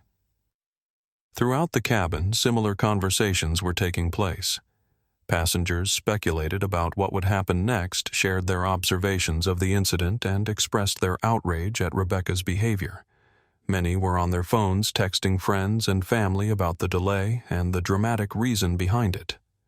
"My sister's a flight attendant for Delta," one woman was saying. "She says this is absolutely unheard of. Flight attendants are trained extensively in de-escalation and passenger management. To physically strike a passenger, she's definitely fired minimum." "And did you hear what she said before she hit him?" Her seatmate responded. "You're kind." In 2025. That's not just unprofessional, it's straight up racist. Back in the aft galley, Rebecca was spiraling further into denial and panic. "This is a misunderstanding," she insisted to Gabriella. "If I could just speak to the captain, explain my side." "Rebecca." "Stop," Gabriella said firmly. "The captain has made his decision based on the facts. The best thing you can do now is cooperate and try not to make this any worse than it already is." "Worse?" Rebecca laughed bitterly. "How could it possibly be worse? They're grounding a flight because of me. My career is over. 15 years gone just like that. You made choices," Gabriella said simply. "Now there are consequences." The words hung between them, stark and unavoidable. Rebecca opened her mouth to respond, but before she could, First Officer Weiss appeared at the galley entrance. "Ms. Walsh," he said formally, "we've returned to the gate. Airport security and airline management are on their way to the aircraft. Captain Donovan has instructed that you remain here in the aft galley until they arrive." Rebecca stared at him, the last fragments of her professional facade crumbling. "Adam," she said, using his first name in a desperate attempt to establish some connection. "You know me. We've flown together a dozen times. You can't seriously believe I'm some kind of threat." Weiss's expression remained impassive. "This isn't about what I believe, Rebecca. It's about what you did. You assaulted a passenger in full view of the cabin. That passenger happens to be a Federal Air Marshal. Those are facts, not beliefs. A federal—" Rebecca's voice trailed off as the final piece clicked into place. The calm authority, the immediate access to the cockpit, the formal security language. "The soldier is an air marshal." "Yes," Weiss confirmed. "And you assaulted him during the performance of his duties. That's a federal offense." Rebecca sagged against the galley counter, the full weight of her actions finally hitting her. Her anger, her pride, her momentary loss of control had not just cost her a job. It had potentially ruined her life. Outside the aircraft, the jet bridge was reconnected. Through the windows, passengers could see the flashing lights of security vehicles on the tarmac. The moment of reckoning had arrived. The slow, grinding taxi back to the gate was the longest journey of Rebecca Walsh's life. Every inch the plane moved felt like a turn of the screw tightening the knot of panic in her stomach. Though she was physically isolated in the aft galley, she could feel the weight of judgment from the entire aircraft pressing in on her.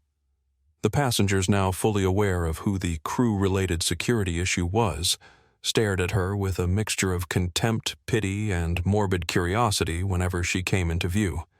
Some openly filmed with their phones, eager to capture the downfall of Monarch Rebecca, as she was already being dubbed in real-time social media updates. She tried to retreat further into the galley, seeking some privacy in her humiliation, but the small space offered little refuge.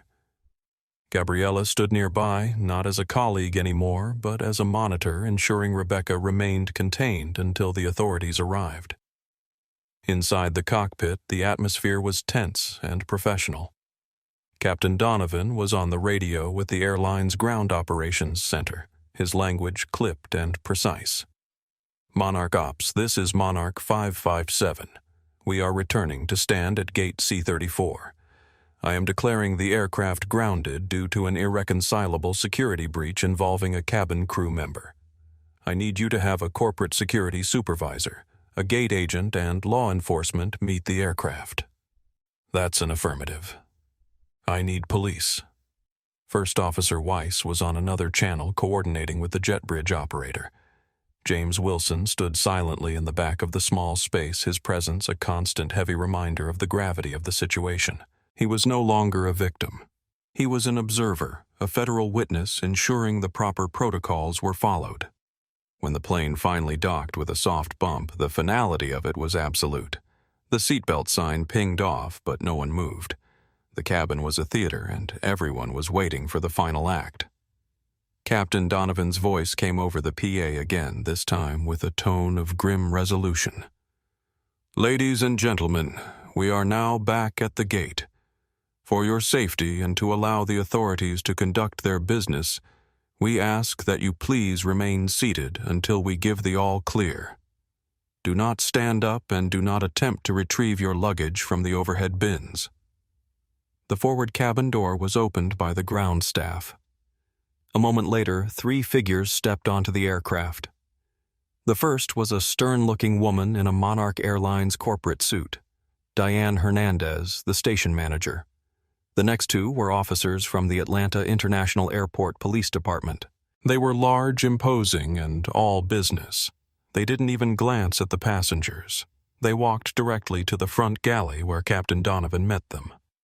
He spoke in a low, urgent tone, gesturing back toward the aft of the cabin where Rebecca stood frozen. Then the 2 police officers and the station manager stepped into the aisle. They walked past the first-class seats through the premium economy section and continued into the main cabin. Every eye in the plane tracked their progress. As they passed row 22, James Wilson nodded almost imperceptibly to the officers, a silent acknowledgement between law enforcement professionals. They continued to the back of the aircraft and stopped directly in front of Rebecca. The lead officer, a tall man with a salt-and-pepper mustache, addressed her. His voice wasn't loud, but it carried with an authority that cut through the silence. "Ma'am, are you Rebecca Walsh?" Rebecca could only nod her throat too tight to speak. "I'm Officer Davis. We need you to come with us, please." It wasn't a request. "Come with you where I have to finish my flight," she stammered, a pathetic attempt to cling to a reality that no longer existed. "Your duties on this flight are concluded." Ms. Walsh, Diane Hernandez said, her voice like ice. "You need to come with us now. Collect your personal belongings." Rebecca looked at them, then at the rows of passengers watching her, their faces impassive, their phones still raised. This was the ultimate humiliation, the walk of shame. She who had prided herself on her authority and control was being publicly stripped of it all. She numbly retrieved her purse and her small crew bag from a storage compartment. Her hands trembled so badly she could barely grasp the zippers. As the officers turned to escort her, she caught sight of James Wilson, who had just emerged from the cockpit. He stood near the forward galley, his face a mask of professional neutrality. There was no triumph in his eyes, no satisfaction, just a quiet, resolute stillness. He had done his duty. This was merely the consequence. That look, more than anything else, broke her. The realization that to him this wasn't personal. It was procedural. She wasn't a rival he had vanquished. She was a security threat that had been neutralized. As the officers led her down the aisle toward the open door, a low murmur rippled through the plane. Someone clapped a single, sharp sound. Then another joined in, and another. It wasn't a thunderous ovation, but a scattered smattering of applause from the passengers who had witnessed her abuse. It was the soundtrack to her disgrace. Each step was an eternity.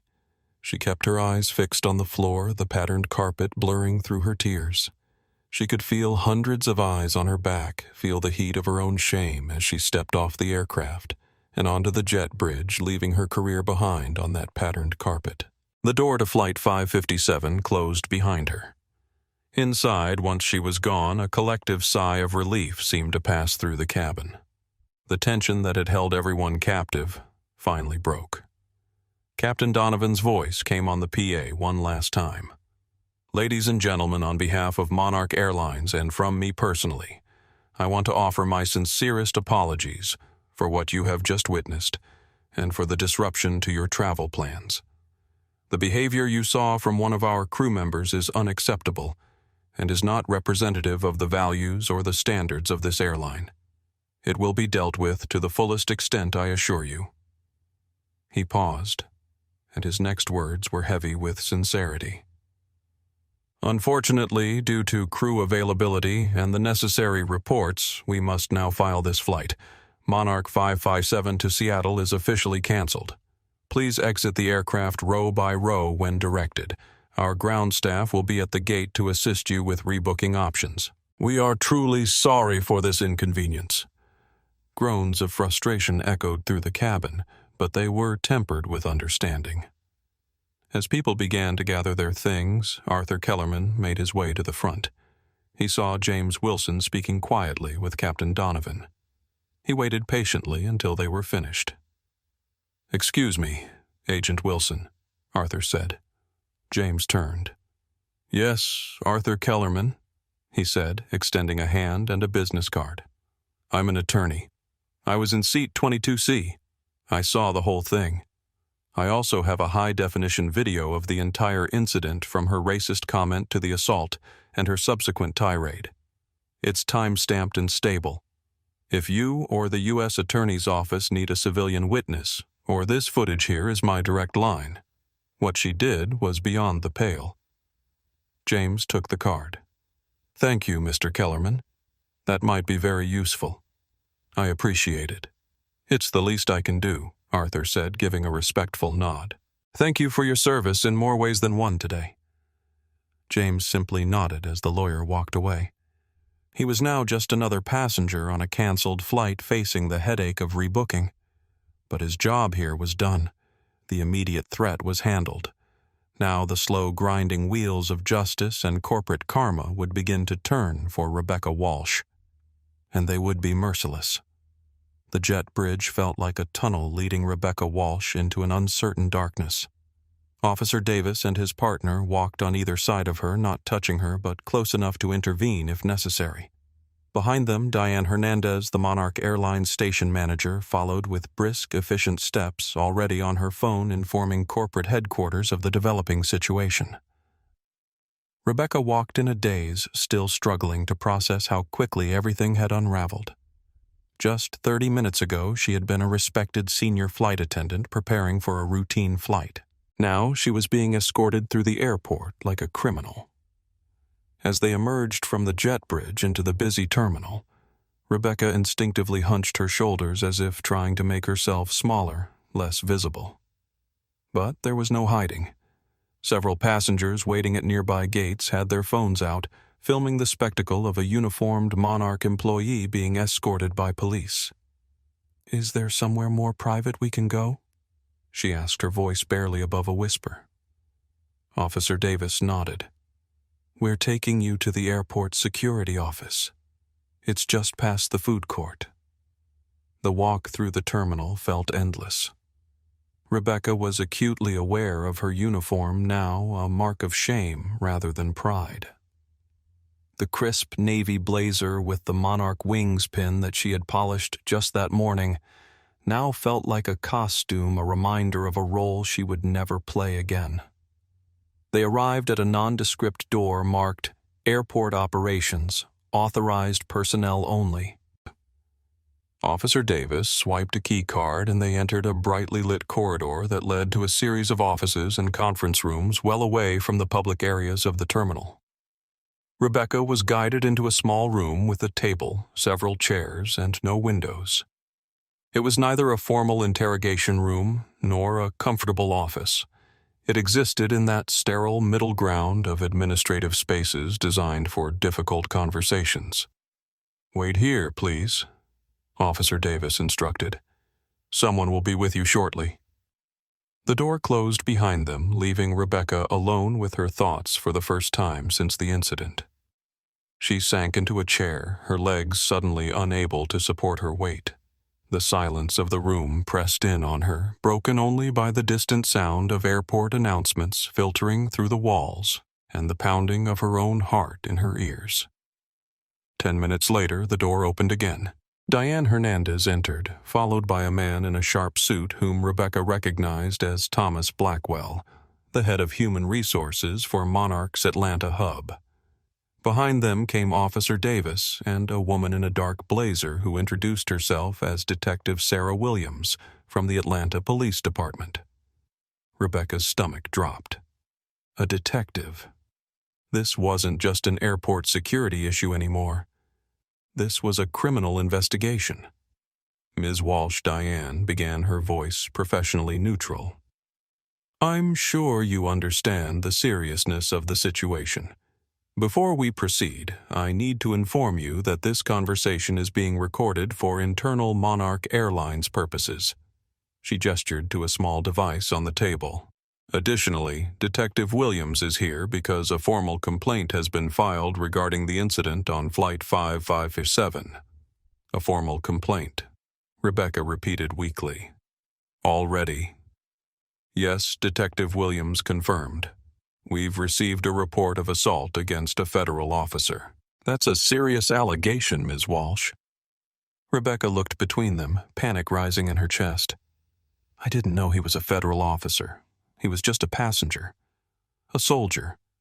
That distinction doesn't actually matter under the law," Detective Williams said. "Assault is assault.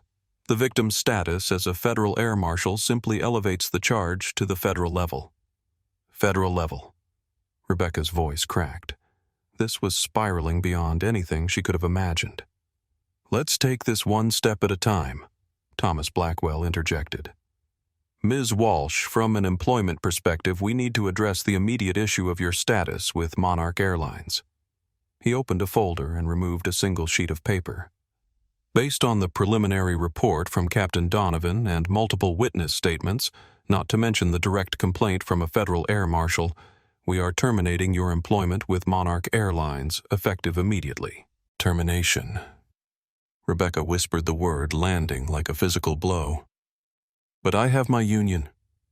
Your union will be notified. Diane cut her off. But let me be very clear.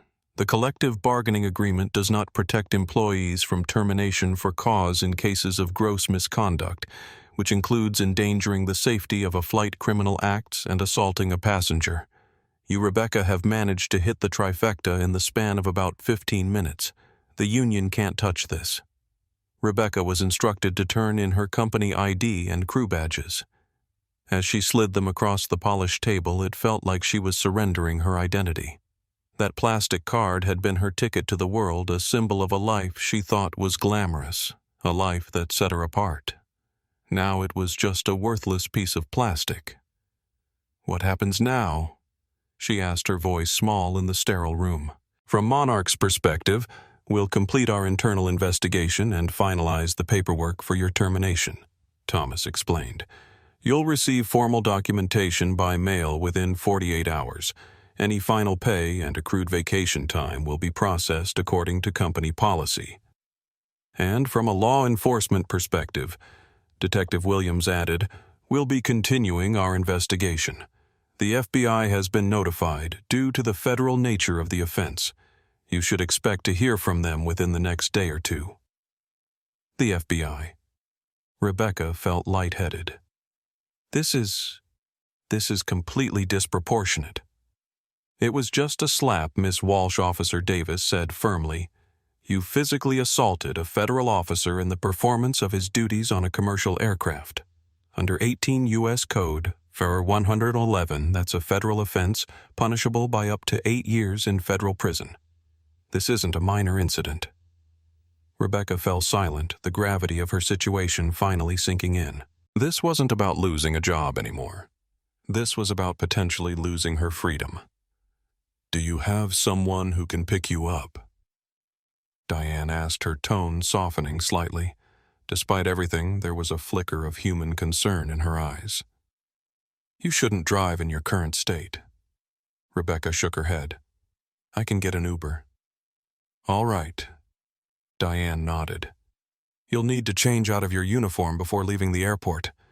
There's a bathroom down the hall where you can do that. As the meeting concluded, Rebecca was handed a clear plastic bag containing her termination paperwork and instructions for returning any additional company property in her possession. Her wings pinned the symbol of her 15 years with the airline was placed in the bag as well.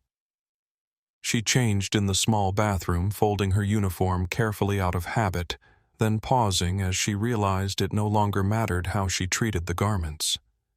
They weren't hers anymore. Nothing of this life was hers anymore. As she left the airport security area and walked back into the main terminal, Rebecca Walsh was just another civilian in street clothes, anonymous among the thousands of travelers. No one turned to look at her. No one requested her assistance or questioned her authority. She was invisible, and for the first time in her life, she wished she could stay that way forever. Back on Flight 557, the passengers had begun the process of deplaning. The mood was a complex mixture of frustration over the cancellation, lingering shock from the incident they had witnessed, and the peculiar camaraderie that emerges when strangers share an unusual experience. Captain Michael Donovan stood at the front of the aircraft, personally addressing passengers as they exited. It was an old-school gesture, a captain taking responsibility for the experience of those under his care, even when the situation had been beyond his control. I apologize for the disruption, he said repeatedly, making eye contact with each person. Our team at the gate will help you with rebooking. When the Foster family approached with baby Lily, who was now fussing from the prolonged confinement, Donovan's expression softened. I'm especially sorry for the little one. First flight. Yes. Emily replied, bouncing Lily gently. And probably the last for a while after this experience. Don't let today discourage you, Donovan said kindly. Most flights are uneventful, I promise. In 30 years of flying, I've never experienced anything quite like this. Ryan nodded. We understand it wasn't the airline's fault. That flight attendant was, well, she had issues. Still, we're committed to making this right, Donovan assured them. Make sure you speak with our customer service team. We'll take care of you. As the last passengers filed out, Gabriela Ramirez approached the captain. Her face showed the strain of the past hour, but she maintained her professional composure. Captain, what happens now? She asked. With the flight canceled and Rebecca... She trailed off, still processing the dramatic removal of her colleague. Now we do what airlines always do, Donovan replied. We adapt and we move forward. There will be an investigation reports to file and likely some procedural reviews, but the immediate concern is getting these passengers to their destinations. He glanced toward the gate area where Monarch staff were already setting up a makeshift rebooking station. It's going to be a long night for the gate agents. Out in the terminal, the scene at gate C-34 was controlled chaos. The sudden cancellation of a full flight to Seattle had created a logistical nightmare. Passengers crowded around the counter, anxiety and frustration evident on many faces. A supervisor had been called in to assist the regular gate staff, and additional customer service representatives were arriving with tablets to help process the rebookings more efficiently. A digital sign had been set up. Flight 557 passengers, we apologize for the inconvenience. Please form a line for rebooking assistance. Near the front of the line, Arthur Kellerman was on his phone, speaking quietly but intently. Yes, I witnessed the whole thing. No, I've never seen anything like it in all my years of business travel. I already offered my contact information to the Air Marshal. Yes, I have it on video. No, I'm not posting it online. This is potential evidence in a federal case. The Foster family had found a quiet corner where Emily could nurse Lily while Ryan spoke with a customer service representative who had approached them directly, recognizing that a family with an infant needed priority assistance. We can get you on the 7:45 flight to Seattle, the representative was explaining. It's the last flight tonight. We'll also provide meal vouchers for dinner while you wait. Thank you, Ryan said, genuine gratitude in his voice. That's very helpful. Meanwhile, at the back of the crowd, 2 passengers from Flight 557 were already uploading content to social media. Their voices animated as they recounted what they'd witnessed. She just straight up slapped him, one was saying into his phone. And then he turned out to be an air marshal. You can't make this stuff up. The story was beginning to spread beyond the confines of Gate C-34, rippling out into the digital world where it would soon take on a life of its own. Monarch slap and Hash flight attendant meltdown were already gaining traction on Twitter, the first viral videos appearing on TikTok and Instagram. Back at the aircraft, the cleaning crew had arrived to prepare the plane for its next assignment. They worked efficiently, resetting seatbelts, collecting abandoned items, wiping down surfaces. The ritual cleansing that readied an aircraft to begin anew as if the drama that had unfolded in its cabin had never happened. Captain Donovan watched them work for a moment, then turned to First Officer Weiss. Let's get the paperwork started. It's going to be a mountain. Weiss nodded. I've already been contacted by corporate security. They want our statements as soon as possible. Not surprising, Donovan replied. This is going to be a case study in crew management training for years to come. As they walked toward the operations office, Donovan spotted James Wilson standing near a window gazing out at the tarmac. The captain altered his course, approaching the air marshal with a respectful nod. Agent Wilson, before you go, I wanted to thank you for your professionalism today.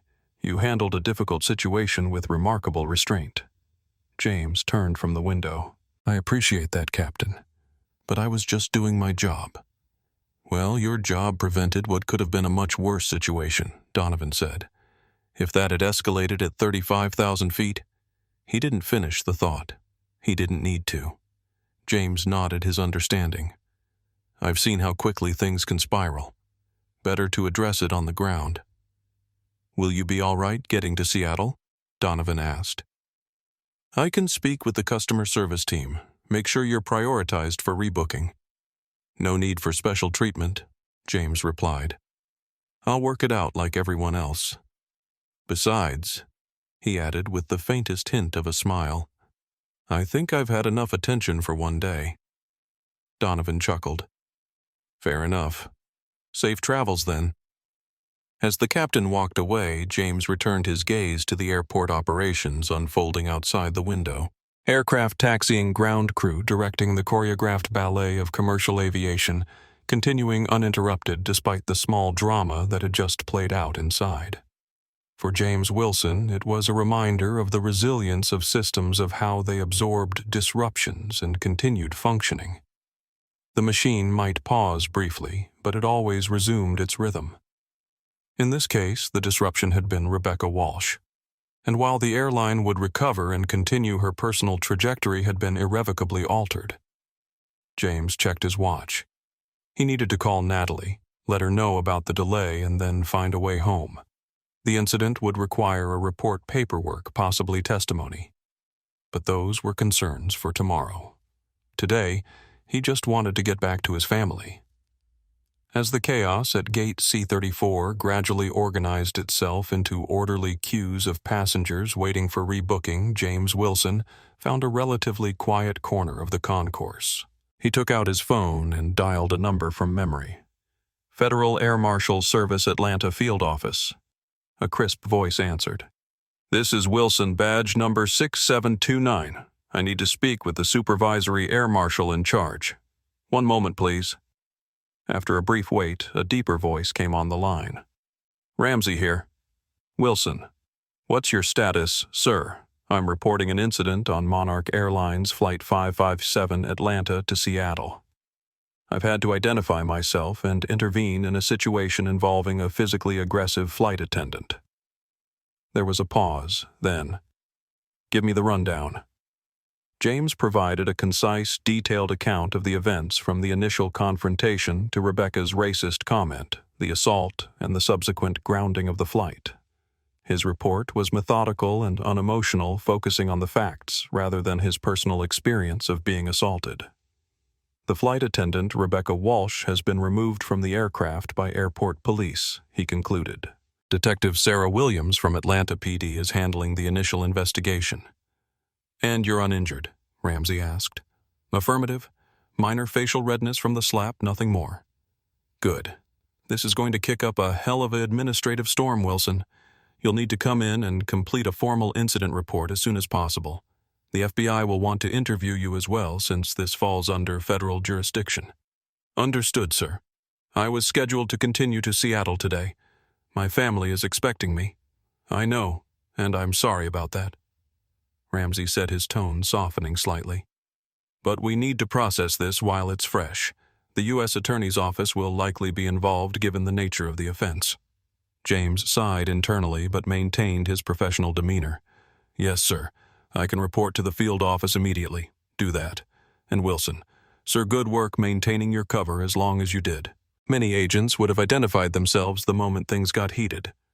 Your restraint probably prevented a much bigger scene. Thank you, sir. After ending the call, James took a moment to collect his thoughts before making a much more difficult call. He dialed home. Natalie answered on the second ring. James, are you boarding soon? The sound of his wife's voice, warm, expectant, filled with the anticipation of his return, made the weight of the day's events suddenly heavier. Hey, Nat, he said, trying to keep his voice steady. There's been a change of plans. My flight was canceled. Canceled. Why? The weather looks fine in Seattle. James hesitated. He didn't want to worry her, but he also wouldn't lie. There was an incident on the plane before takeoff. Nothing dangerous, but it resulted in the flight being grounded. An incident. Natalie's voice sharpened with concern. What kind of incident? Were you involved? I was peripherally involved. Yes. He chose his words carefully. A crew member behaved inappropriately. I had to identify myself as an air marshal. There was a pause as Natalie absorbed this information. She understood his work well enough to know that revealing his identity was a significant step one he would only take if absolutely necessary. James, she said slowly, what aren't you telling me? He sighed, knowing he couldn't shield her from the full story. The flight attendant made some racist comments toward me, and when I didn't react the way she wanted, she slapped me. She what? Natalie's voice rose in disbelief and anger. Are you okay? I'm fine, Nat. Truly. It was more startling than painful. I don't care if it didn't hurt. She assaulted you. Please tell me she was arrested. She was removed from the flight. There's an investigation underway. But listen, that's not the immediate issue. I need to go to the field office to file a report, which means I won't be making it home tonight. He could hear Natalie's deep breath, the sound of her processing her anger and disappointment. Okay, she finally said. I understand. Duty first as always. I'm sorry, Nat. I was really looking forward to being home tonight. I know you were, she said, her voice softening. Dylan will be disappointed, but he'll understand. He's proud of what you do, you know. We both are. Tell him I'll call before bedtime, okay, and I'll be on the first flight tomorrow once I'm cleared to leave. I will. And James? Yes. I'm proud of how you handled it. I know it couldn't have been easy to stay calm in that situation. After ending the call with Natalie, James made his way through the terminal toward the exit. He needed to find ground transportation to the Federal Air Marshal field office located in a nondescript building near the airport. As he walked, he noticed people glancing at his uniform, at the visible mark still on his cheek. He was used to being anonymous, to blending into crowds unnoticed. Today, that invisibility had been compromised. Before he reached the exit, he heard someone calling from behind him. Agent Wilson. Excuse me. He turned to see Arthur Kellerman hurrying toward him, briefcase in hand. Mr. Kellerman? James acknowledged. I thought you'd be in the rebooking line. Already taken care of, Arthur said. Perks of frequent flyer status. I wanted to catch you before you left. I've sent that video to my secure cloud storage. Here's a QR code that will give law enforcement access if needed. He handed James a business card with a QR code printed on the back. Thank you, James said, genuinely appreciative of the lawyer's thoroughness. This will be helpful. It's clear-cut from a legal perspective, Arthur said, his professional assessment evident in his tone. Unprovoked assault, clear racial animus expressed beforehand, multiple witnesses. The airline will be facing significant liability, not to mention the criminal aspects. James nodded. It's out of my hands now. Other agencies will handle the investigation and any prosecutions. Arthur studied him for a moment. You're remarkably calm about all this. If someone had slapped me and called me, well, said what she said to you, I'd be livid. Getting angry wouldn't have improved the situation, James replied simply. My job was to ensure the safety of that aircraft and everyone on it. Personal feelings don't factor in. Still, Arthur said, I'm sorry you had to experience that, especially in uniform. It was disgraceful. Unfortunately, it's not the first time I've encountered prejudice, James said, but addressing it effectively is more important than dwelling on it.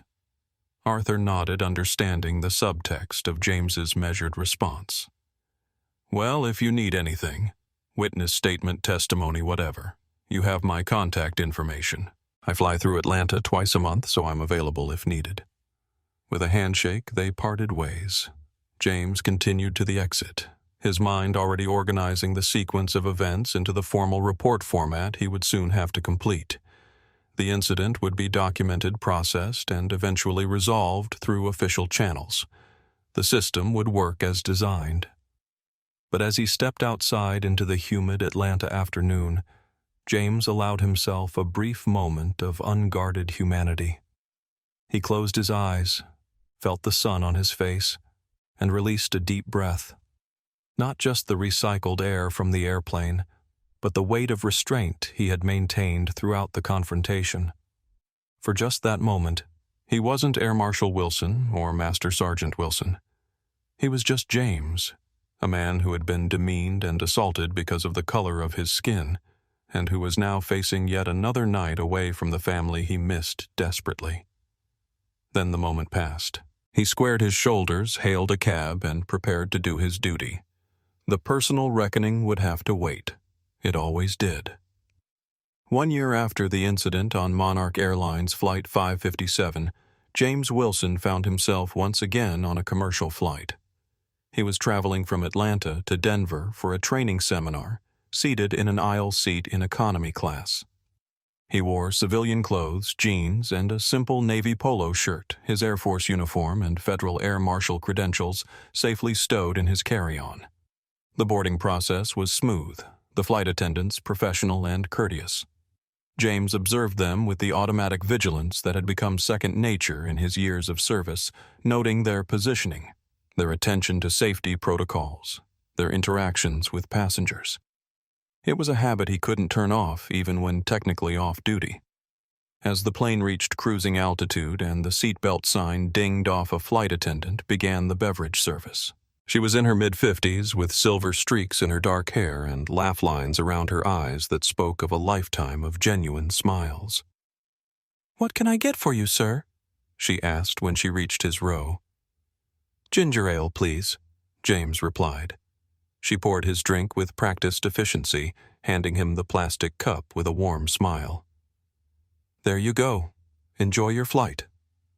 "Thank you," James said. Then after a moment's hesitation, he added, "I appreciate what you do." The flight attendant looked surprised but pleased. "Thank you for saying that. It means a lot." As she moved on to the next row, James sipped his ginger ale and reflected on the year that had passed. The viral incident had changed his life in ways he hadn't anticipated. Though he had tried to maintain his privacy, his identity as the Air Marshal had become known. The Federal Air Marshal Service had reassigned him to administrative and training duties for several months, concerned that his cover had been compromised. Initially, he had resented the desk assignment, viewing it as a setback to his career. But over time, he had come to see the value in sharing his experience with new recruits. His story had become a case study in threat assessment de-escalation techniques and the complex intersection of security protocols with issues of race and authority. The Secretary of Defense commendation had been unexpected. James had been honored at a small ceremony with Natalie and Dylan beaming proudly from the front row. The citation had praised his exceptional judgment and restraint in a volatile situation, noting that his actions had prevented escalation and ensured the safety of all passengers and crew. James had accepted the commendation with characteristic humility, uncomfortable with being celebrated for simply doing his job. What had stayed with him wasn't the medal or the certificate, but something Dylan had said afterward. "Dad," his son had asked as they left the ceremony, "why didn't you hit that lady back when she hit you?" James had considered the question carefully before answering. "Because that wouldn't have solved the problem, buddy. It would have made it worse." But she was being mean and racist, Dylan had persisted. "My friend Jake said you should have arrested her right away. Sometimes the strongest thing you can do is stay calm when everyone else is losing their cool," James had explained. "My job wasn't to punish her. It was to keep everyone safe." The conversation had continued that evening at home, evolving into a deeper discussion about race authority and the responsibilities that came with power. It was a heavy topic for a 10-year-old, but James believed in being honest with his son about the realities he would face growing up as a young black man in America. Now, gazing out the airplane window at the clouds below, James thought about Rebecca Walsh. He rarely dwelled on her, but occasionally he wondered what had become of her. He had declined to make a victim impact statement at her sentencing, feeling that his professional role in the incident outweighed his personal response to her assault. He had seen the online vitriol directed at her, the gleeful pile-on as millions of strangers dissected her worst moment. While he couldn't find sympathy for her actions, he took no pleasure in her destruction. Justice to him wasn't about vengeance or humiliation. It was about accountability and hopefully change. The one thing he had insisted on when the Air Marshal Service Public Affairs Office was crafting their response to media inquiries was that his race be mentioned directly.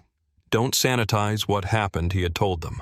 This wasn't just about a flight attendant assaulting a passenger or a federal officer. It was about a white woman calling a black man your kind before slapping him. If we pretend that's not what happened, we're part of the problem. His phone buzzed with a text message from Natalie. Just checking in. How's the flight? Smooth, he typed back. Should land on time. Miss you and Dylan. We miss you too. Dylan has big news, aced his math test. He can't wait to tell you all about it. James smiled, feeling the familiar warmth that thoughts of his family always brought. This connection, this love, this simple exchange about math tests and missing each other was what mattered. Not medals or commendations or viral videos, just the steady, sustaining force of belonging to people who loved him completely. The flight attendant passed by again, checking on passengers. Everything okay with your drink? She asked. Perfect, thank you, James replied. As she moved on, he returned to the book he'd been reading, a biography of Thurgood Marshall. But his thoughts kept drifting to broader reflections on the year that had passed. The incident had changed him, though not in ways visible to casual observers. He was still Master Sergeant Wilson, still Agent Wilson, still husband and father and son. But something in his understanding of his role, both in uniform and out of it, had deepened. He had always known that his uniform, his bearing, his very existence as a black man in a position of authority challenged certain people's worldview. What had changed was his acceptance that sometimes, simply by being who he was, he would force confrontations with that worldview. And when those confrontations came, he would face them with the same quiet dignity and unshakable resolve that had carried him through that April day on Flight 557. Not because he had to prove anything to anyone, but because that was who he was. 2 years after the incident on Flight 557, Rebecca Walsh was restocking napkin dispensers at Frank's Diner during a quiet afternoon lull. The lunch rush had ended, and only a few customers lingered over coffee and pie. The television mounted in the corner was playing a local news segment about an upcoming air show at the nearby military base. Rebecca barely glanced at it. She had learned to tune out news reports, especially anything related to aviation or the military. Such stories inevitably triggered memories she preferred to keep buried. The bell over the door jingled, signaling a new customer. Rebecca didn't look up, focused on her task and the mental calculations of how much tip money she might make on today's shift. She needed to make her car insurance payment by Friday, and she was still $20 short. "Table for one, please," a male voice said to Doris, the hostess. Something about the voice, its measured tone, its quiet authority made Rebecca freeze. She knew that voice. It had haunted her dreams for 2 years. Slowly she raised her eyes. Standing at the hostess stand was James Wilson. He was in civilian clothes, khaki pants, and a light blue button-down shirt, and carried a small duffel bag. He looked exactly as he had in the news clips and social media posts she had once obsessively followed. Composed, dignified, his bearing unmistakably military, even in casual attire. Doris led him to a booth near the window on the opposite side of the diner from where Rebecca stood. He sat down, his back to her, and accepted a menu. Rebecca's heart hammered in her chest. Her palms grew sweaty, and the familiar sensation of panic began to rise. Her therapist had warned her about this, the possibility of encountering triggers in everyday life, the need to develop coping mechanisms for when the past suddenly intruded on the present. She took a deep breath, counting silently as she had been taught. 4 counts in hold for 7, release for 8. The technique helped, but only marginally. Her mind raced with questions and fears. Would he recognize her? Would he make a scene? Should she hide in the kitchen until he left? Should she ask Frank to take over his table? Before she could decide on a course of action, Doris approached her. "Becky, honey, can you take table 12? I've got to make a phone call. My daughter's school just called." Rebecca looked at the table number on the check. Table 12. James Wilson's table. I don't think she began. But Doris was already hurrying toward the office, leaving Rebecca standing alone with the check in her trembling hand. This was it. The moment she had dreaded, and in some strange way anticipated for 2 years. The direct confrontation with the man whose life had intersected with hers in that catastrophic moment on Flight 557. With legs that felt like lead, she approached the table. James was studying the menu, unaware of her presence. She cleared her throat. "Good afternoon," she said, her voice barely above a whisper. "Can I get you something to drink?" James looked up, and for a moment there was no recognition in his eyes. Just the polite acknowledgement a customer gives a server. Then awareness dawned, and his expression shifted not to anger or disgust, but to something more complex. Surprise, certainly, and a wariness that was entirely understandable. "Ms. Walsh," he said quietly. "Yes," she confirmed, looking down at her order pad rather than meeting his eyes. "Would you prefer a different server? I can get someone else?" James was silent for a long moment, studying her. She had changed dramatically from the woman he remembered. The arrogant posture was gone, replaced by a hunched defensiveness. Her face, once carefully made up to project authority, was now bare of cosmetics and lined with stress. Her hair, which had been immaculately styled in her flight attendant days, was now pulled back in a simple ponytail. "No," he finally said. "That won't be necessary. I'll have coffee, please." "Black." Rebecca nodded and turned quickly, retreating to the coffee station. Her hands shook as she filled a mug, causing hot liquid to splash onto her fingers. She barely felt the burn, her mind consumed by the surreal situation. Of all the diners in all the towns in all the world, he had to walk into hers. She returned with the coffee, setting it carefully on the table without meeting his gaze. "Are you ready to order, or do you need a few minutes?" "I'll have the club sandwich and fries," he said. "I'll put that right in, Rebecca," responded, taking the menu and turning to leave. "Ms. Walsh," James said, stopping her. "You don't need to be afraid of me." The simple statement, delivered without condescension or pity, broke something in Rebecca. She had spent 2 years imagining this man as alternately a victim of her cruelty and an avenging angel who had destroyed her life. She had projected onto him her own guilt, shame, and resentment. But here he was, just a man ordering coffee and a sandwich, telling her not to be afraid. "I'm not afraid of you," she said, finding her voice. "I'm afraid of myself, of what I did, of who I was." James nodded slowly, accepting her words without judgment. "I understand." Rebecca hesitated, then asked the question that had burned in her mind for 2 years. "Do you hate me?" "No," James replied without hesitation. "I never did." "You should," she said, her voice barely audible. "Everyone else does." "I do." "Hate doesn't solve anything," he said simply. "It just creates more of what we already have too much of in this world." Rebecca stood there, order pad clutched to her chest, fighting back tears. This was not how she had imagined this encounter would go.